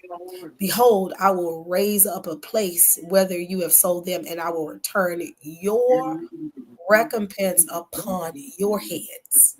And I shall sell your sons and daughters into the hand of Judah, and I shall sell them to the Sabaeans, to a people far off. For the Lord hath spoken it. You can stick a fork in that. So I stood there, and I kid you not, I sat there and I read it to them. I said, well, what about the innocent ones? He not gonna sell those. I said, look at this right here. These are the innocent ones. He says, he didn't say I'll sell you. He said, I will sell your sons and your daughters into the hands of Judah. Went into their generation, went into their bloodline. Correct. When I read it, everybody got quiet. And I said, so I said, now let's take this back. Let's take this back. I said, now look at Judah and look at us being scattered. I said, the ancestors that dealt with the repercussions and the sins of their fathers, they wasn't in the court when they said, give us Barabbas. People forget that. And the people in the court said, let it be upon our generations, our children. That's the one that hurt us. That's the curse. Yep, there you go. That's the curse. There you go. And when it happened, bam, instant. You signed it off in blood. And guess what? It didn't happen totally then. Oh yeah, you're right. I want to say what? 1,000 some odd years later, guess what happened? The very same curse that they spoke on themselves in the court ended up hitting our great grandparents. Yep. Yes. Yep. That transatlantic slave trade. Were they in the court saying give us Barabbas? Nope. Nope. They were innocent. I said, how many people on those slave boats were babies and sold off to white people? They didn't have a sin on them. Right. Didn't even know did not even know of the conversation. Correct. I said, so when the Most High sees things and he lays it upon the generations, he gonna lay it upon everybody. I hate to say it. And they got mad. I said, he's not a respectful person. He gonna deal with when they laid that curse upon themselves, the Most High didn't say, well, I'm just gonna get the adults. Kids got it too. Oh, yep. Too. He said, he didn't even really lay a hard curse upon the ones who said it in the court. That curse chased them all the way to where we are from 70 AD. They didn't see the repercussions of their sin until 70 AD when the scattering really started happening. Right. That's when the scattering really started happening. And when they start scattering Judah, keep in mind, this is Judah that got scattered. Because you got to think about it, Israel was already gone. The northern kingdom. Yeah, exactly. Yeah, Syrian captivity. Yes. Yeah. The southern kingdom, which is Judah, was still there. They were in there in the 70 AD. They got scattered amongst all the nations. And then only going further down from there, 1619. 1619. That's when we really started feeling it. Now, keep in mind, this was generations back. They don't even know possibly that there was their ancestors in the court saying that. But 1619, that very curse that their ancestors said in their court, give us Barabbas, let it be upon our children. They said, let it be upon our next generations to come. Father said, that's it. And I'm going to lay it on you. And he laid it on, it was children. So now I said, let's look at it currently. I said, so if he did that to us, what makes you think he ain't going to do that to them? His chosen seed. Right. Thank you. His inheritance. That's the arrogance. That's the arrogance that sit there. And people say, well, you want to see the white man fall. I don't want to see nobody fall. But their ancestors made the decision to do what they did. And it goes back to Joel. He said, I'm gonna sell your sons and your daughters. He said that. That's the word. And at the end of it, I said, y'all, and then this is the signature to what was said. He says, and I will sell your sons and your daughters unto the hands of the children of Judah, and they shall sell them to the Sabaean, to a people far away, for the Lord hath spoken it. That's the signature. Right? There's a signature. Yep. Signed it off. All praises. It wasn't nobody else. He said, and the Lord spoke. So when he speaks, his words transcend time. He don't have the he's not a man, he's not a person of time. Time is nothing to him. Him speaking something, he can speak it in his current time, but it doesn't catch us until 1,000 years later because he doesn't operate in time. We operate in time. He doesn't operate in time like us. So when he said, and the Lord, this is a future event. He says, I'm going to sell your children unto Judah, and they're going to sell them to the Sabaeans. For the Lord have spoken it. So proclaim ye this among the Gentiles. This is the Gentiles. I had to call this one out. I said, he was talking to the Gentiles. So proclaim ye among the Gentiles, prepare war. Wake up the mighty men. Let all the men of war draw near. Let them come up.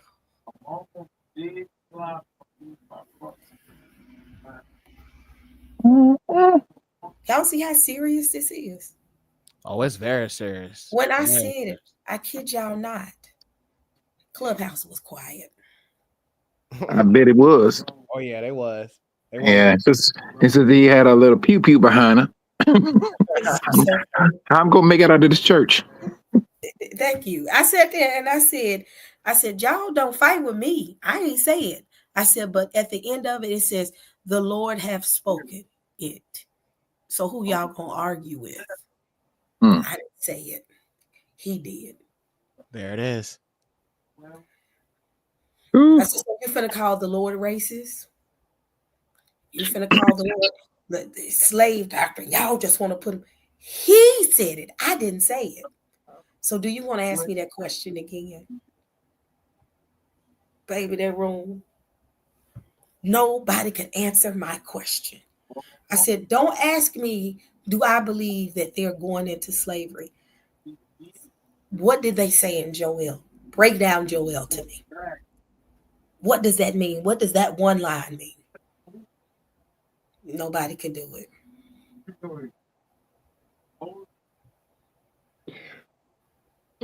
So we know what's going to happen. Because he spoke it. He said, I'm selling them. I'm selling them. I'm going to do you just like you did them. He said, I'm going to sell your children. I'm going to sell your sons and your daughters. So what you're saying is they can sell us. That's all right. But when they say he finna sell them, oh, y'all teaching slave doctrine. I ain't teaching slave doctrine. That's what Joel says. And you know, Lord, they don't find them. They do not want to find themselves. They do not want to hold any. They don't want no type of judgment on them. This is the reason why they say, you know. I'm sorry. Go ahead, brother. Oh, my bad. No, I was gonna say that they feel like they feel like they prospered and they got away with what they do, which is why they continue to do evil, because they are a non-repentant people. You know, if you think if you do something and you get away with it over and over again, you get to a point where that level of repentance is no longer there. I think a lot of them are just reprobate. Period. Yeah, I mean, and then I look at it like this too, brother. And if it did go down the way they did, no, we can't even entertain that. You know, because if it's, you know, the suffering that we went through, and now you want to skate into a kingdom. All my forefathers did that. The Lord forgave me. I mean, how you think you're going to skate into a kingdom? We had to go through trials and tribulation in order for us to appreciate where we are going. Right. We had to be downtrodden, the lowest of all human beings. Some things the world that our people did, the world never thought about doing. We had to get down in the mud in order for the Most High to raise us back up. And for him to clean us off. Now I'm getting you prepared for something that the world going to wish that they were in your shoes. And this is what he's preparing us for. It's for his coming kingdom. And that right there is I mean, bro, that's the privilege. We just need to maintain our faithfulness to the Most High Yah. Facts. That's a fact, man. There's no better way to say it than that, right? Obedience is love, man. This awakening has been a privilege, brother. I kid you not. Oh, it absolutely has. It has been. I'm telling you, it's a privilege. It is a privilege. Because truthfully, I ain't gonna lie to you, brother. If you want to talk about somebody being deaf, dumb, and crazy, and near about retarded, I mean, shucks. We were trying to be like, we were trying to be like the world. We were trying to, trying to blend in. Hey, these Mexicans, they family orientated. But when the Most High started to wake us up, we started to realize something. Oh, wait a minute. We're those people in the book. And I mean, man, we woke up and we snatched that. We took everything. We took the curses. We took the persecution. And we claimed it. The hatred, the perpetual hatred, everything that came with it, right? Everything. Everything. We claimed it. We preached it. We said, no, we're those people. Yeah, we're the ones that went into slavery. Yeah, I am a descendant of slaves. Yeah, we claimed all of it. Right. Yep. We also were the ones. Let me go to this scripture real quick because I don't want nobody to say I don't say scripture. So this is when I believe the curses went into full effect right here. He said, Pilate said unto them, what shall I do with Jesus, who you call Christ? They said unto him, let him be crucified. And the governor said, why? What evil hath he done? But they cried out the more, saying, let him be crucified. When Pilate saw that he could prevail nothing, but they rather tumult and took water and washed his feet before the multitude, saying, he washed his hands before the multitude. I'm sorry, I said that kind of fast, saying, I am innocent of the blood of this person. So Pilate washed his hand. He said, he thought about it. He took water and he washed his hands before the multitude. And he says, I am innocent of the blood of this just person. See ye to it. And then said all the people in the square, all the people in that square said, his blood be on us and our children. That right there set the stage. Yes, it did. And the Most High says, I got to judge you. Christ saw it. He cried. He said, he knew it. He said, he saw that they were getting ready to get crucified. These scriptures now, I'm talking about now, these scriptures tell a story, truly tell a story now. And a piece of that story that we wasn't getting, we couldn't understand. Wait a minute. Who are these people that they talking about? Wait, hold on. And when the puzzle piece, the final puzzle piece was us, and we saw it, that was the game changer. And they never wanted us to see it. We couldn't understand why we had to suffer the way we suffered as a people. Why did we have to go into slavery? Why did we have to go through Jim Crow? Why did we have to lose everything? Why didn't Black Wall Street make it? Why didn't those very words our ancestors said in their court? Father, I got to judge you for this. But what they don't realize is, he says, but for a little while, he was finna turn his face from us. So while they was doing their dirt, his face was just briefly turned away from us. It didn't mean that they had the right to do anything, because the Father gave them free will, because at the time, right after that, Paul was an apostle to the Gentiles. And Paul warned them not to do this. Paul was like, hold on, y'all only got access because he blinded them just for a moment so you can get in. Paul kept warning them. While the Most High turned his face for a second, and they did, so they can't say they were unaware when Paul was a Gentile, was an apostle to the Gentiles. Paul told them, don't become boastful because you only got access because he blinded them just for a little bit. What makes you think if he, and I'm just paraphrasing, Paul was like, the blindness of them is the only reason y'all got access and riches that y'all have. He was warning them and giving them parables like, no, y'all, look, y'all only got access only because. Do not touch them. Do not celebrate their downfall. And they did just that. And the difference in back when they were coming at us and they were hanging our people and lynching our people, we were still in the middle of the curses. So the Father's face had been turned away from us. Now, his face ain't turned, y'all. Now, he's looking at his people and his children and watching after us. Now, you touch us, he finna destroy nations. Now, because we're no longer bound by the curses, his face is no longer turned away from us. And they done got comfortable. You went too far with it. They got comfortable with it. He's like, well, we can get away with it. And somebody in the room didn't tell them, wait a minute, time's up. Let's leave these folk alone. Father now is looking at them. His back is no longer turned away from us. He's looking at us now. The curses are lifted off of us. And they're not going to be able to move like they used to move, because guess what? His hands are not tied anymore. He going to judge them. He gonna judge them for what they did then, but he definitely finna judge them for what they doing now, because no longer is his face turned away from us. That's why I ain't afraid. I ain't going nowhere. I'm sticking here. Father, you have kept us this long. You most definitely finna keep us now. Think about how much we were being somewhat protected as a nation with his face and his back turned away from us. How much more will he be protecting us now? Because them curses are lifted. How much more? Man, when I tell y'all, this is finna be interesting, because they've gotten comfortable in this. And they think the Father is not going to deal with them. The Father finna definitely deal with them now. Because he says, these are my people. These are the apple of my eye. The word says, don't touch the apple of his eye. And guess what? His face ain't turned no more.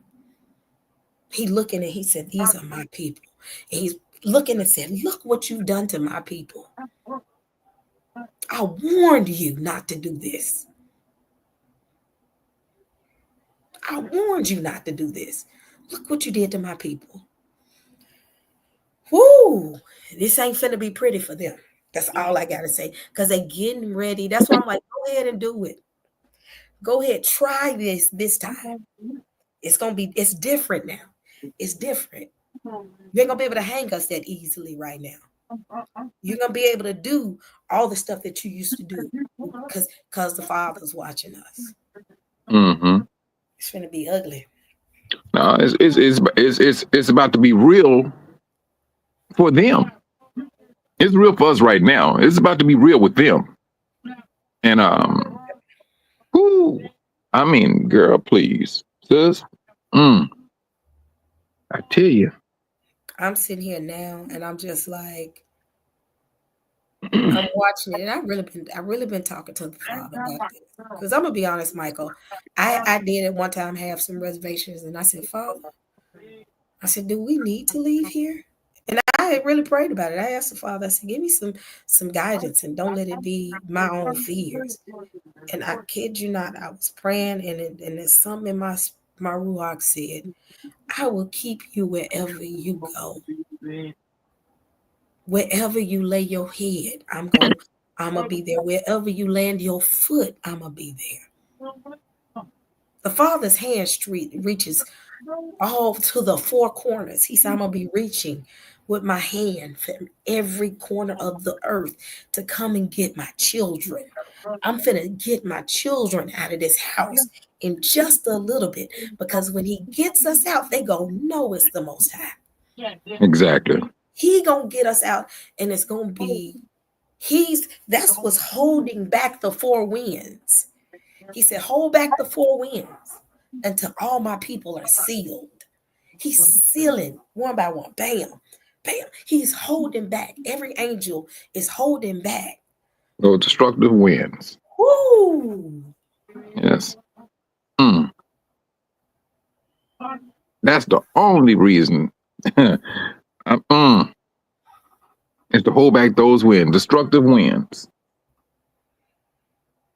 Yep, he holding it back. Holding it back. He says, once my people are sealed, and he's did it already. People don't realize that this awakening was nothing but a seal. When we stood before the Father, and because it was a lot of people, I thought I was one of the only few people that did this. Do you realize how many people was repenting, not just for our sins, but travailing and crying before the Most High God and repenting for the sins of our ancestors? Forgive my ancestor that stood in that court and said, give us Barabbas. People love to say, well, y'all followed idolatry. That's why. No, I think them curses hit when we said, let it be upon our children. Yeah, they said it. And it hit. Yep.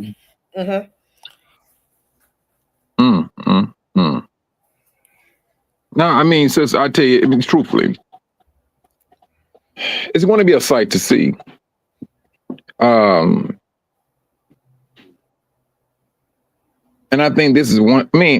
I think this is one time we go be like, the world is going to be our TV now, because the scriptures, all the scriptures that we do know. Oh man, this what happened. This what's going on, and the world is going to be our TV. That's what's going to happen, and I don't think there's a movie that's going to that's going to, they can. I don't think they can make a movie of all of this that is happening and that we're seeing. I don't think they can do that. I think it's going to be for us to behold of all the things, the judgments that the Most High is pouring out for his people. And they hate them, truthfully, and the Gentiles hate when we say this. They hate it. How do you people say you're this here and that, and you say you're that? And for the Rev 2939, all that, it's falling on a deaf ear. You have nations now. You have nations saying who these African Americans are, which they already knew years ago. So, I mean, this is this is going to be something to see. And I really want to see from a distance, the TV, how they're going to be handling this protest. Truthfully, that's what I want to see. And I hope I don't see us there. I'm quite sure you're going to see some speckle of us. But I think that for the vast majority of us, no, we're going to hold tight. We're going to hold tight, and we're going to stand back and let them do what they're going to do. Because I seriously believe it's a setup. Yep. And I believe too, as well, people say that Gentiles gonna have to say, don't get saved. I saw somebody just post it, and Sheila said something as well. But the cup of dread they must drink. The ones that are gonna be saved, they're gonna have to take it ain't gonna be easy, put it like that. Because you're going to have to stand for the things that you typically wouldn't stand for. Let's say that they decide to say, I stand in solidarity with the Black community. You will not put your hands on them. We're here with them. Like great example. What's that guy's name? It was Jim Brown or John Brown. The guy in the 1800s that stood with Black people, and they hung him like a Black person. They hung him like he was a nigga because he was standing side by side with Black people. And he did it to his death. I think that's how it's going to have to be. You have to pay with blood to be able to say, I've made it in. Because it wasn't a cakewalk for us, and it's still not a cakewalk. Mm-hmm. But that guy, I think his name is Jim Brown, but they hung him because he stood with Black folks. They hung him and his sons. Yep. That's what they did. Yep. And I seriously believe that's. I mean, I was just talking about this a couple of days ago. You know, of Gentiles. You know, they said they're going to come in with us. I mean, the scriptures said that they're going to be coming in with us. And I was saying, what type of persecution are they going to undergo? I mean, how can they come to appreciate the kingdom? Because we come to appreciate the kingdom by means of the things we suffered. And I'm like, well, what is it that they suffered? And I mean, you just brought that out. Now it seemed like the Most High just gave me an answer to the question. You know, they're gonna have to really prove to the Most High this, where they stand. Yep, it ain't gonna be easy. It ain't gonna be easy. You can't just get in and say, I went to church every Sunday, and they want an escape plan, the rapture. They want that escape plan so bad, they don't know what to do. You can't escape it because you're going to have to make a stand and make a decision. And that decision is going to be either you serve him, and what serving him means is not going to be what they think. I'll just say that much. Hey, sister E, Eric is asking for the link. Oh, Eric, hold on. You know, Eric is pro Negro. Oh, Eric could go in on it. That's my buddy. That's my Brooklyn brother right there. All right, Yeah, Eric, I dropped the link. It is cold in my house. I'm really ready for the warm weather. Black folks are not made for winter. Who you tell me? But yeah, these people walking around here like, I'm just gonna come in, I'm gonna live a happy life, and I'm gonna just go to my church every Sunday, and it's just I'm not gonna have to experience any struggle, and I'm just gonna make it in the kingdom. Father said, it's gonna have to be some persecution. You're gonna have to feel it. Because rest assured, they not giving at all. And they not gonna allow them. Because I believe a lot of the things dealing with the tribulation is not gonna really be us, it's gonna be more so of them. I believe that, and I might be wrong. Well, I think that we went through our this is just my mindset. I seriously believe our tribulation started in 70 CE. Yep. I really believe that. And then I think our tribulation ended in what? 2019. 2019. Yep. And that's and we went through our now there's a tribulation for the world. I mean, at least that's what the book of Revelation speaks of, that the Most High said he's going to put this world into great tribulation. And so but he said Jacob will be saved out of it. I mean, that's what the scripture says. And I'm like, he said Jacob will be saved out of it. And now we know what our tribulation was about. We have the history. Now, the Most High, these curses is supposed to be double on to them. So now we talking about, what they did to our the kids, feeding them out to alligators. I mean, I just can't see anything worse than that. Truthfully, I can't imagine that. But he says it's gonna be double. And so whatever the Most High said is going to happen. I mean, like I said, it is an absolute privilege to be awakened. I'm sorry, go ahead, sis. I agree with you. How is it that they choose to cleave to us and say, take us to your God, unless they like, I got to go somewhere for peace and safety, and these people are safe, so I need to be with them. Because the only way, because if you even look at the scriptures and you look at Ezekiel, and it talks about, they said Jacob and the stranger that sojourned with them or cleave with them. Man, something got to happen For them to say, I'm finna follow these Negroes out of here.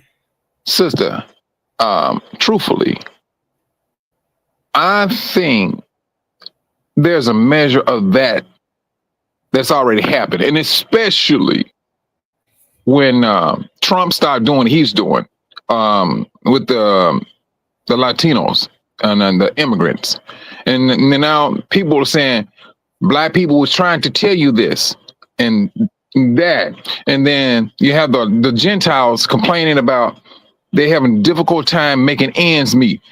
We're the consultants. We are the consultants for the world because the world knows our history, our suffering. We're used to all of this. Everything that's happening to any race on this planet, they knew we have history in all of it. Any type of suffering, Judah went through it. And so now they reaching back and they asking questions. How do y'all do it? We was built for it. We was literally created and built for it. That's how we survive, because the Most High, he said it. I will not totally abandon my people Israel. That's what he said. Brother Eric. I'm reading that scripture from Jeremiah, and it's Shalom, Brother Mike. Can you hear me? Yeah, shalom, brother. Shalom, Sister E. How are you? I'm good. I didn't get any notification that you was on, man. These YouTube really doing the most. They really are. They really are. I just try to make sure everybody knows. I try to schedule it, because when I schedule it, more people get notifications rather than just hop on a live and do a live. Say, oh, I'm gonna do a live. Most people say they have a hard time getting a notification. So if you have that issue, unsubscribe and resubscribe and hit the notification. Sometimes that fixes it. Yeah, but it's not just you. It's just YouTube though. But I'm gonna do that anyway, just to make sure I'm able to receive my notifications. But this is one of my favorite subjects. This and the supernatural. I get goosebumps over, because I know what's coming to these Gentiles, these wicked Gentiles, and Esau and Amalek specifically. I can't wait for them to get double, triple, quadruple what they gave us. And people seem to think that I have some issue with white people. And guess what? You're right. I do have an issue with white people, because white people are not right people. I'm not talking about people that look white. There's a difference if people don't know. You have wheat and you have tares. And because Israel has been scattered to the four corners, Israel look like all these other different nations. Yeah. But white people, they're of the devil. I don't care who don't like me saying it. They are a hybrid species. Judgment is coming for them. Judgment is coming for Esau. I don't understand why. It just bothers my mind that we could have a problem with Shaquita, Keisha, Pookie, and Tyrone. But when it comes to Brad and Becky, you're willing to give them a pass. Your own brothers and sisters, you throw under the bus. But them folks, they ain't all like that. Well, show me when they have repented for their wickedness. Show me one time. They double down, triple down, quadruple down on their wickedness.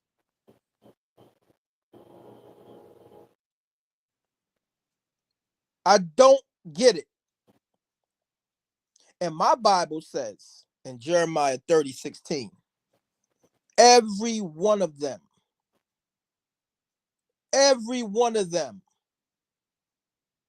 are going to be devoured. Those that devour you will be devoured. Mm-hmm. Why do some of our people have a problem with that? That's that Christian mindset.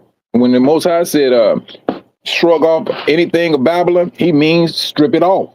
And so we still manage to hold on to some of that Babylonian mindset. When in essence, no, we need to, when the Most High says strip it off, he means strip it off. Just look at the situation now. These people want us to come out there and join them, right? Mm-hmm. They want us to come out and join them. Ask you this question. When 47 was implementing all this, get rid of DEI and woke and all, none of that crap ever bothered me one bit. But when he was implementing that specifically for black folks, right? You see the writing on the wall. He got a blowhorn. It's not a dog whistle. It's not a subliminal message. He has a blowhorn, right? When did they just go out in the street and says, no, leave these black people alone. They have suffered enough. When have they ever done that? Give me a date and time. Give me a season. When they specifically said, no,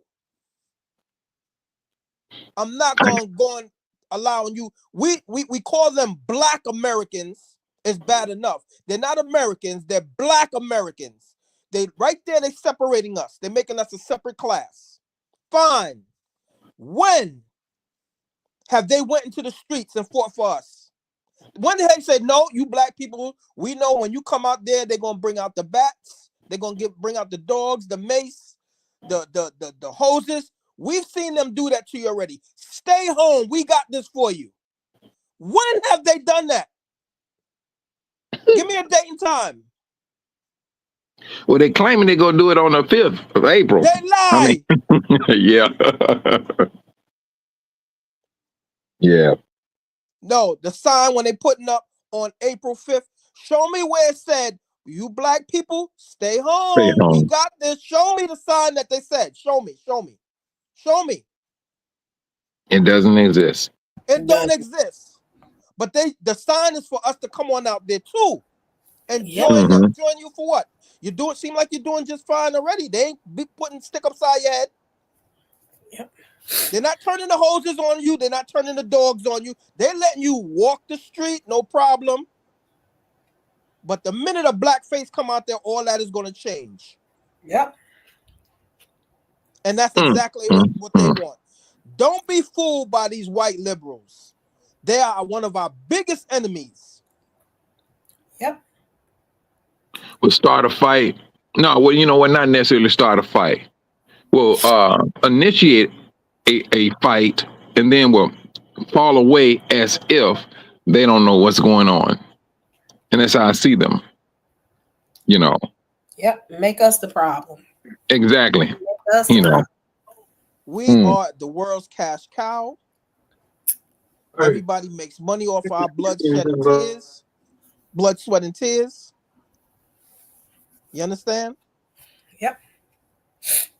Yeah. And these so-called progressives, they're one of the biggest enemies to us. Even worse. Because they want us to come out there and vote, and he make us all kind of promises, and when we come out there, time and time again, they come up with all kind of excuse why they can't do what they claimed they was going to do for you before you went to the poll booth. Yep. I think they're setting themselves up when it's all over said and done. We're not easily fooled any longer. No. Finally, I believe we getting on code. Yes. See because the Most High knows that Israel is a stiff-necked and rebellious people. He's taking control of this whole situation. He's orchestrating this segregation that's going on. 47 is implemented it, and EM and the other that group. They're the tools that the Most High is using for us. because Israel is so hard-headed. This segregation is for our benefit. Be ye separate. That's what segregation is. Well, brother, I thought that's the way I was looking at it. I took it as a blessing. It is an absolute blessing.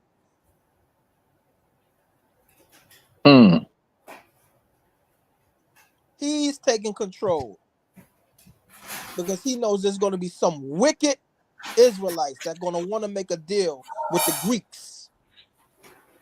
They're going to want to go back to Egypt. They're going to want to stay. No. We ain't. I was reading something. I can't remember where I read it. That everybody is leaving, but he going to deal with some in the wilderness. Yeah. Those same wicked Israelites he's going to deal with in the wilderness. They not going in Zion.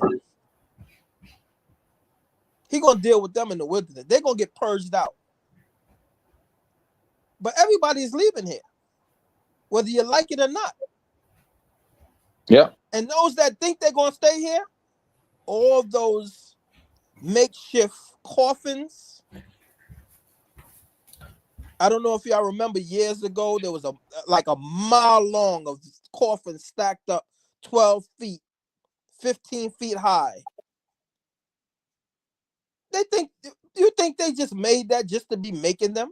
They haven't used them coffins yet. If they would have used them during the jab. They didn't use those coffins yet. Those coffins are made for a specific event. And it's for you silly Negroes that don't want to listen. They plan on putting your body in that coffin. And sticking you in the dirt. You Hebrews that don't want to listen, that don't want to bow to the image, that don't want to say your name is Toby, they're going to put you in that coffin. You want to be here for that?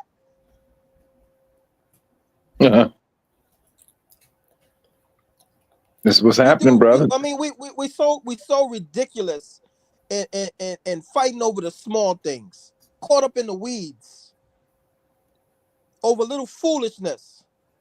When the writing is not, the writing is literally on the wall. They're making policy. What is it called? Project 25? 2025 or whatever the foolishness is. They put 2025. They put it in black and white for you to see. And slowly with his pen enforcing it, writing this stuff into make an executive order. And they are implementing every bit of it. Right. But I was just saying the same thing. With with the division that's among a little small stuff. And they telling us exactly what they're doing, and they keep on moving forward. We see the trouble at our door, and yet it's still we fighting behind our own door. Shalom, well, we got trouble in front of it. There's a whole bunch of us that's not listening. We in this chat, we understand, but there's a whole bunch that's listening that's not in this chat that we got to wake up. Yeah. And there's a bunch of Gentiles. We giving them while I'm talking, I'm giving them their judgment.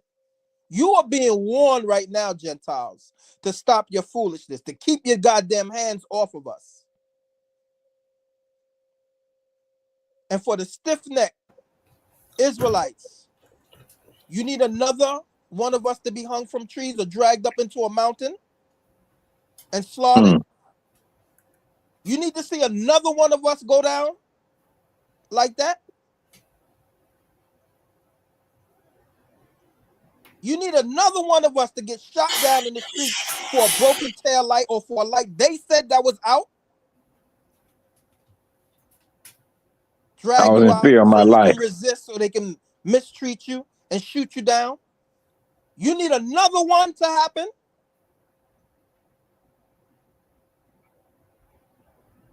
My mom is taking dialysis. I just went to see her at the hospital. And You know, me, I'm open book. I don't care. You say think what you want about me. I don't care. I done been through so much. I could care less. But she they did a procedure on her for a blood clot, Mm-hmm. and if they would have did it when they should have done it, it probably wouldn't have got so bad. So they had to put her on blood thinners, and the wound got so bad, it's nothing but dead tissue around the wound. So they sent her home, didn't give her antibiotics. Before she left, we was going to the pharmacy to pick up the antibiotics. The pharmacy was closed. Okay, so we go home. That night, she's suffering in pain. Mm-hmm. Had to bring her back to the hospital in emergency room after dialysis. She couldn't even finish her dialysis. The woman been in pain for 4 days. The doctor looked at the woman. Now, me, certain things, I'm a strong dude, but certain things I just can't deal with. I don't like funeral. I don't like hospital. I don't like all this blood and guts nonsense. Mm-hmm. I believe that's another reason why he created Esau. Esau don't have no problem with blood and guts. Esau don't have no problem with blood and guts. It's like they relish in it. They got to be out killing something and slaughtering something and so on and so forth. Anyway, so I take a look as a doctor, take off the bandage, and it is the most nastiest, disgustingest thing I've ever seen. This is my mom sitting here in this gurney. They've been telling her for 2 weeks now, 2 weeks, going on 3 weeks, they're going to do a bereavement and cut out all the dead tissue and all the rotten flesh that's there. 2 weeks they're telling her this.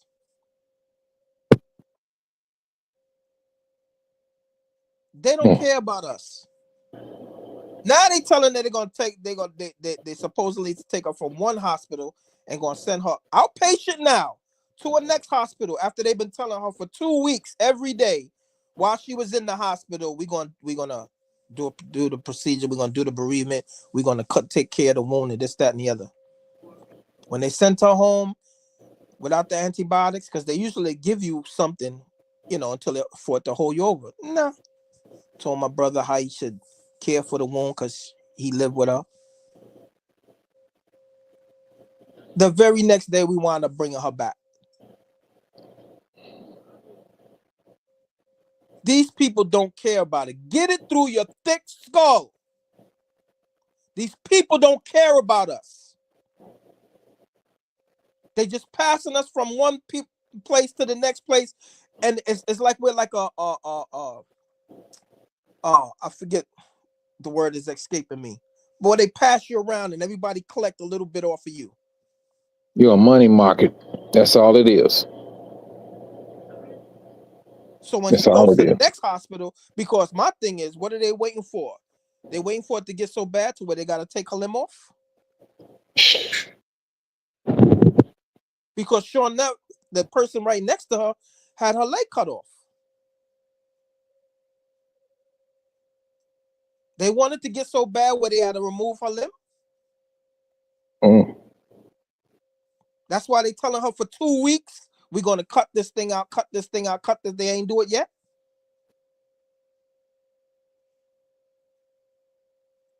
You Israelites better wake up. It's sad that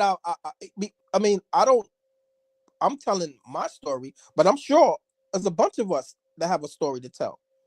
Somewhere, somehow, they mistreated our family. Some member, if not us, a member of our family. I told my sister the same thing. Same thing. She was, I said, Rocky, if you don't, do this here, what they're gonna do? They gonna keep on playing you. They gonna cut a couple of toes off. They did just that. I said they know what they know what they're doing. You are a money bag to them. And I said, and a month later, I said, I guarantee you they're gonna cut your foot off. Let me tell you something. When my dad passed away, a white doctor came in and said, because we fighting to get the best doctors to get to him, and the bedside manner was horrible. White doctor came in It says that he's going through active dying. Wait a minute. Say it again. Say it again. It's called active dying or active death, meaning your The doctor body said that to you? said that to our family.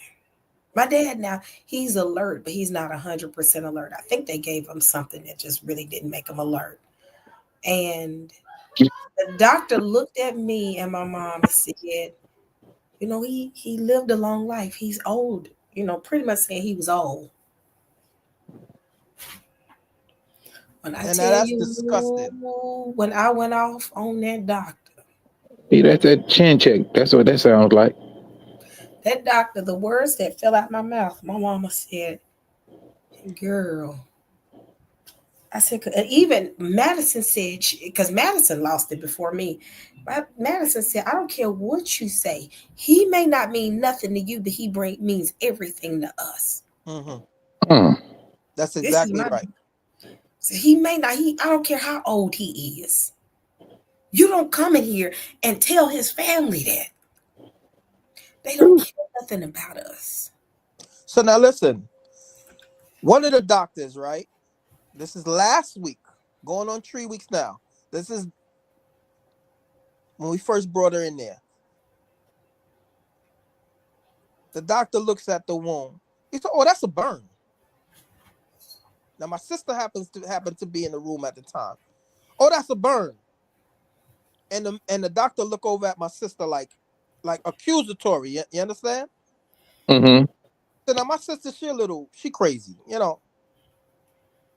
She not crazy. She's like Brooklyn crazy, if you know what I mean.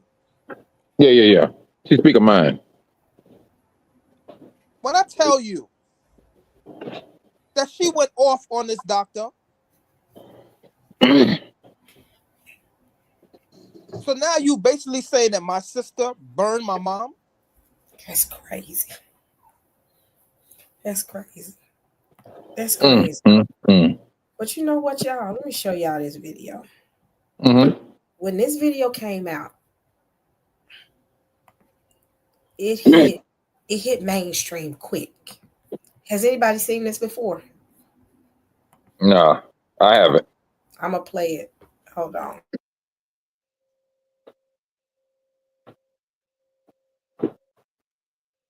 Contribute. Say something. You want me to say? I love this. I'm surprised they even showed this. Say something. You people. You're not a race. You are a virus. You destroy the world. Everything beautiful you poison. You drag us from our homes. You rape our daughters, murder our sons. You crack our spines and do all you can to break our will. You stab us. Then you put the knife in our hand and tell us it's our fault. And if you don't do it yourself, you stand by, close your eyes, and pretend there's nothing wrong. And then you pray to your God to silence our screams so that you can enjoy the happiness that we built for you with our blood. But it's not your fault. It's the only way you know how to be.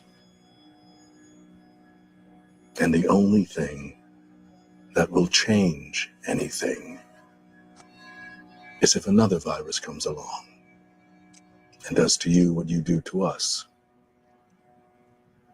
And I hope that happens very soon. Good night, Sister E. This evening obviously hasn't gone as I'd hoped. And I think I'm having a full-on panic attack right now. So I'm going to go to the bathroom and get myself together. And when I come back, I hope you don't see me as the devil.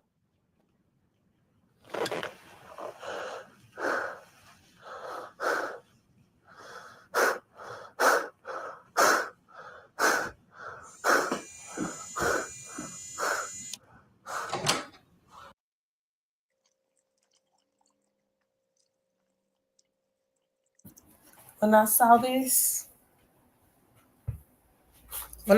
y'all, Mm-hmm. that changed the game for me. He said the only thing that's gonna change you is another virus comes along and does the same thing you did to us. Wow. That right there, this was during COVID when I saw this. This was during COVID or during the super flu. I can't say that word. But when I saw that, I played that so many times. You kept watching it over and over and over again. Because it speaks to everything that we deal with, everything we have to deal with. It speaks to it. Anything y'all got to say before I close? Because I want to close on that one.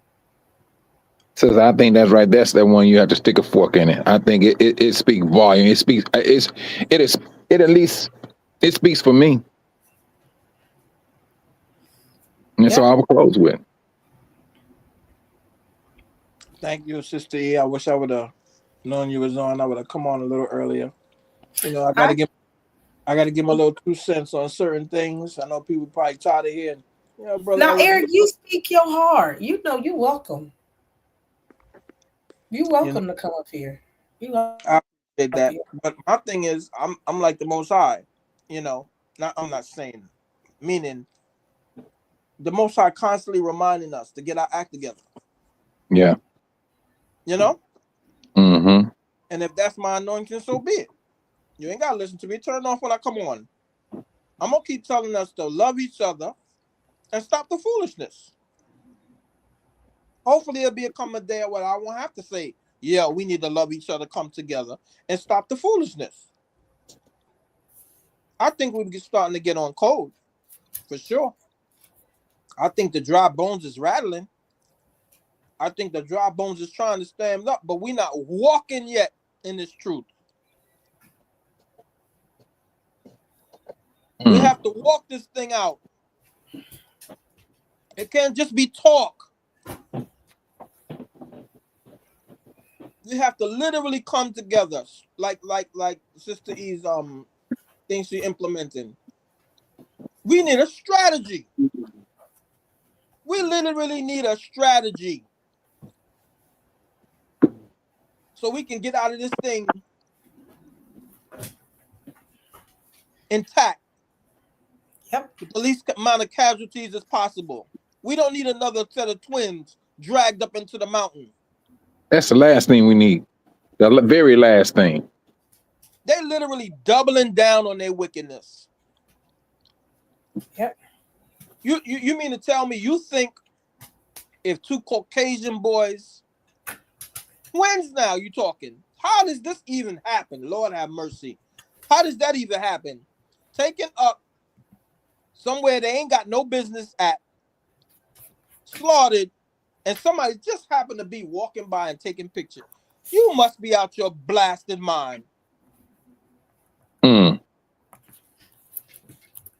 Where's the outrage? Where's those same people that want us to come out there and march for them outraged over this? You Hebrews better wake up and understand who your enemy is. That is our salvation. Hold on, let me read this blasted thing, because it's amazing to me how. Anybody that want to see that video, I just dropped it. It's called, the video that I just played is called Dinner in America. That's funny. The white man is a virus scene. 3 scriptures and I'm going to get out of here. I'm going to read 3 scriptures and I'm going to get out of here. Jeremiah 30 or 31. Hold on. Let me get myself together here.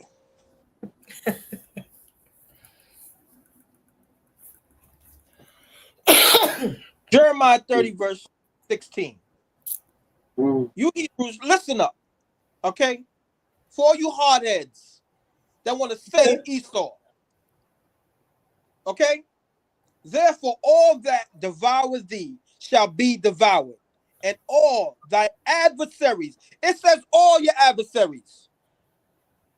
Every one of them shall go into captivity, and they that spoil thee shall be a spoil, and all that preyed upon thee will be given for a prey. For all you that love Becky and Brad so much, I'm going to tell you what our salvation is. Just in case you didn't know, the man put it in the freaking book for you to read for yourself. Luke 1:68, I believe. Just in case you didn't understand what our salvation is.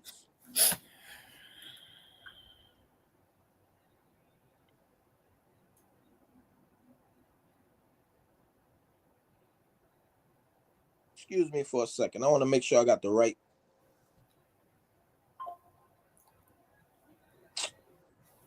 I get so freaking annoyed with our people at times. It's ridiculous.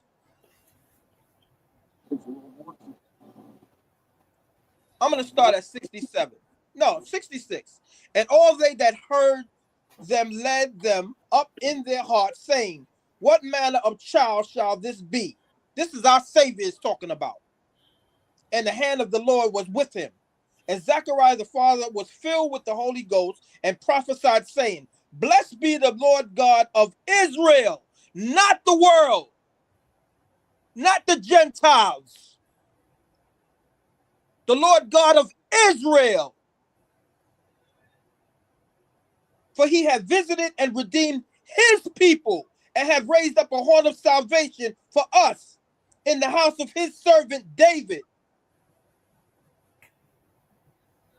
And he spake by the mouth of his holy prophets, which have been since from the world began, that we should be saved from our enemies and from the hand of all that hate us. That is our salvation. Who hates us? Who is our enemy and shown himself to be our enemy? It looked like Brad and Becky to me. But you love their blue eyes and their blonde hair so much. No matter what they do to us, just forgive them. I love them. They all good people. You notice they always good people? They're always good people. Quoting John 3:16 while acting like James 3:16. Read it for yourself. These people is wicked. I'm going to read this last scripture because this is my favorite scripture in the whole Bible. Y'all may have your own. This is mine.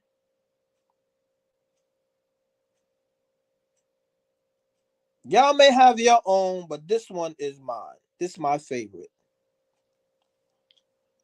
Give me 1 second.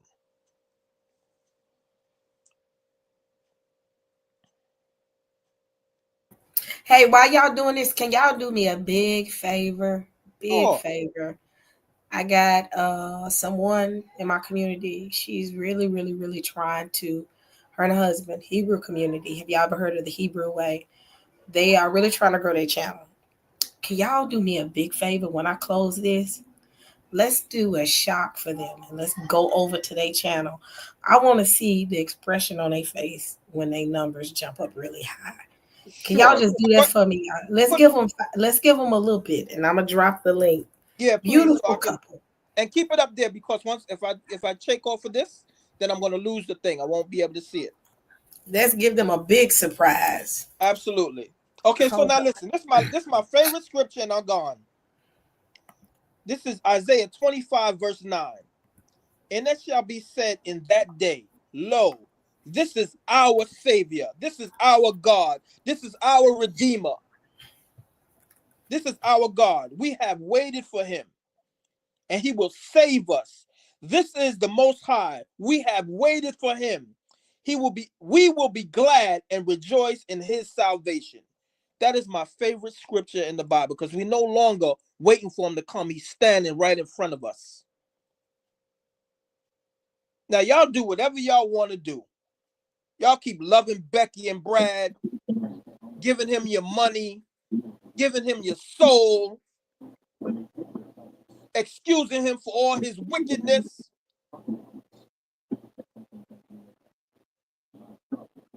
Do yourself a favor. Love your own people. Do for your own people. Help your own people. Support your own people. Because that's what's going to get us out of here. Us coming together and loving our God and loving each other. And forgetting about the rest of these nations who don't give a damn about us. And I gone. Hallelujah. Hallelujah. So y'all, let's do that, y'all. Let's go shock them real quick. Let's go shock they live real quick, y'all. Let's run over there real quick. They live now. Like I said, beautiful spirit. Apostle Carla and her husband Elder Yahudai. I always say it wrong, but they have a beautiful spirit. I love their hearts, giving and loving people, and they're I look at them as an Ima and an elder within the community. So I'm gonna close this live. I just realized they were live, and I was talking to her yesterday because she's trying to, get into the swing of YouTube, and y'all know how YouTube can, play little games with your numbers. So let's do this. Once I close this live, I'm going over there and I'm be looking for some of y'all. Let's go over there and shock them real quick. Let's shock them real quick and stay for a little bit and listen. They real about the spiritual and the holy place, and Most High's angels are protecting us. Beautiful spirit, y'all. So let's do that. But y'all, thank y'all for joining me. You got something you need to say, Michael, before we close up? No, so I was just going to go ahead and click this link and shoot on over that to the brothers and sisters. But everybody, let's just be safe out there. Be safe, be careful. We got some more stuff we getting ready to do. Where's my dog? Oh my goodness, he done found a way to tunnel under the bed on the other side. So he under my bed and I have it blocked, so he knows how to get under there. And once he's under there, under the bed, I can't get to him. Oh my goodness, I'm gonna fight him. So, but y'all, thank y'all so much. Let's go over there, y'all. I'm getting ready to go over there now. All right, shalom. Shalom, y'all. Thank y'all so much. Love y'all. I'll see y'all this weekend. Make sure y'all check out my community post. Go and join the Goshen Project. You'll find the link there so you can go into the site and sign up. Our meeting is Sunday at 4:30 Eastern. All right, family. Love y'all. All different type of information every week. Let me speak. If you subscribe, we're going deep. Love talk, Sister E. God's work, Sister E. Charity, Sister E. Let's talk with Sister E.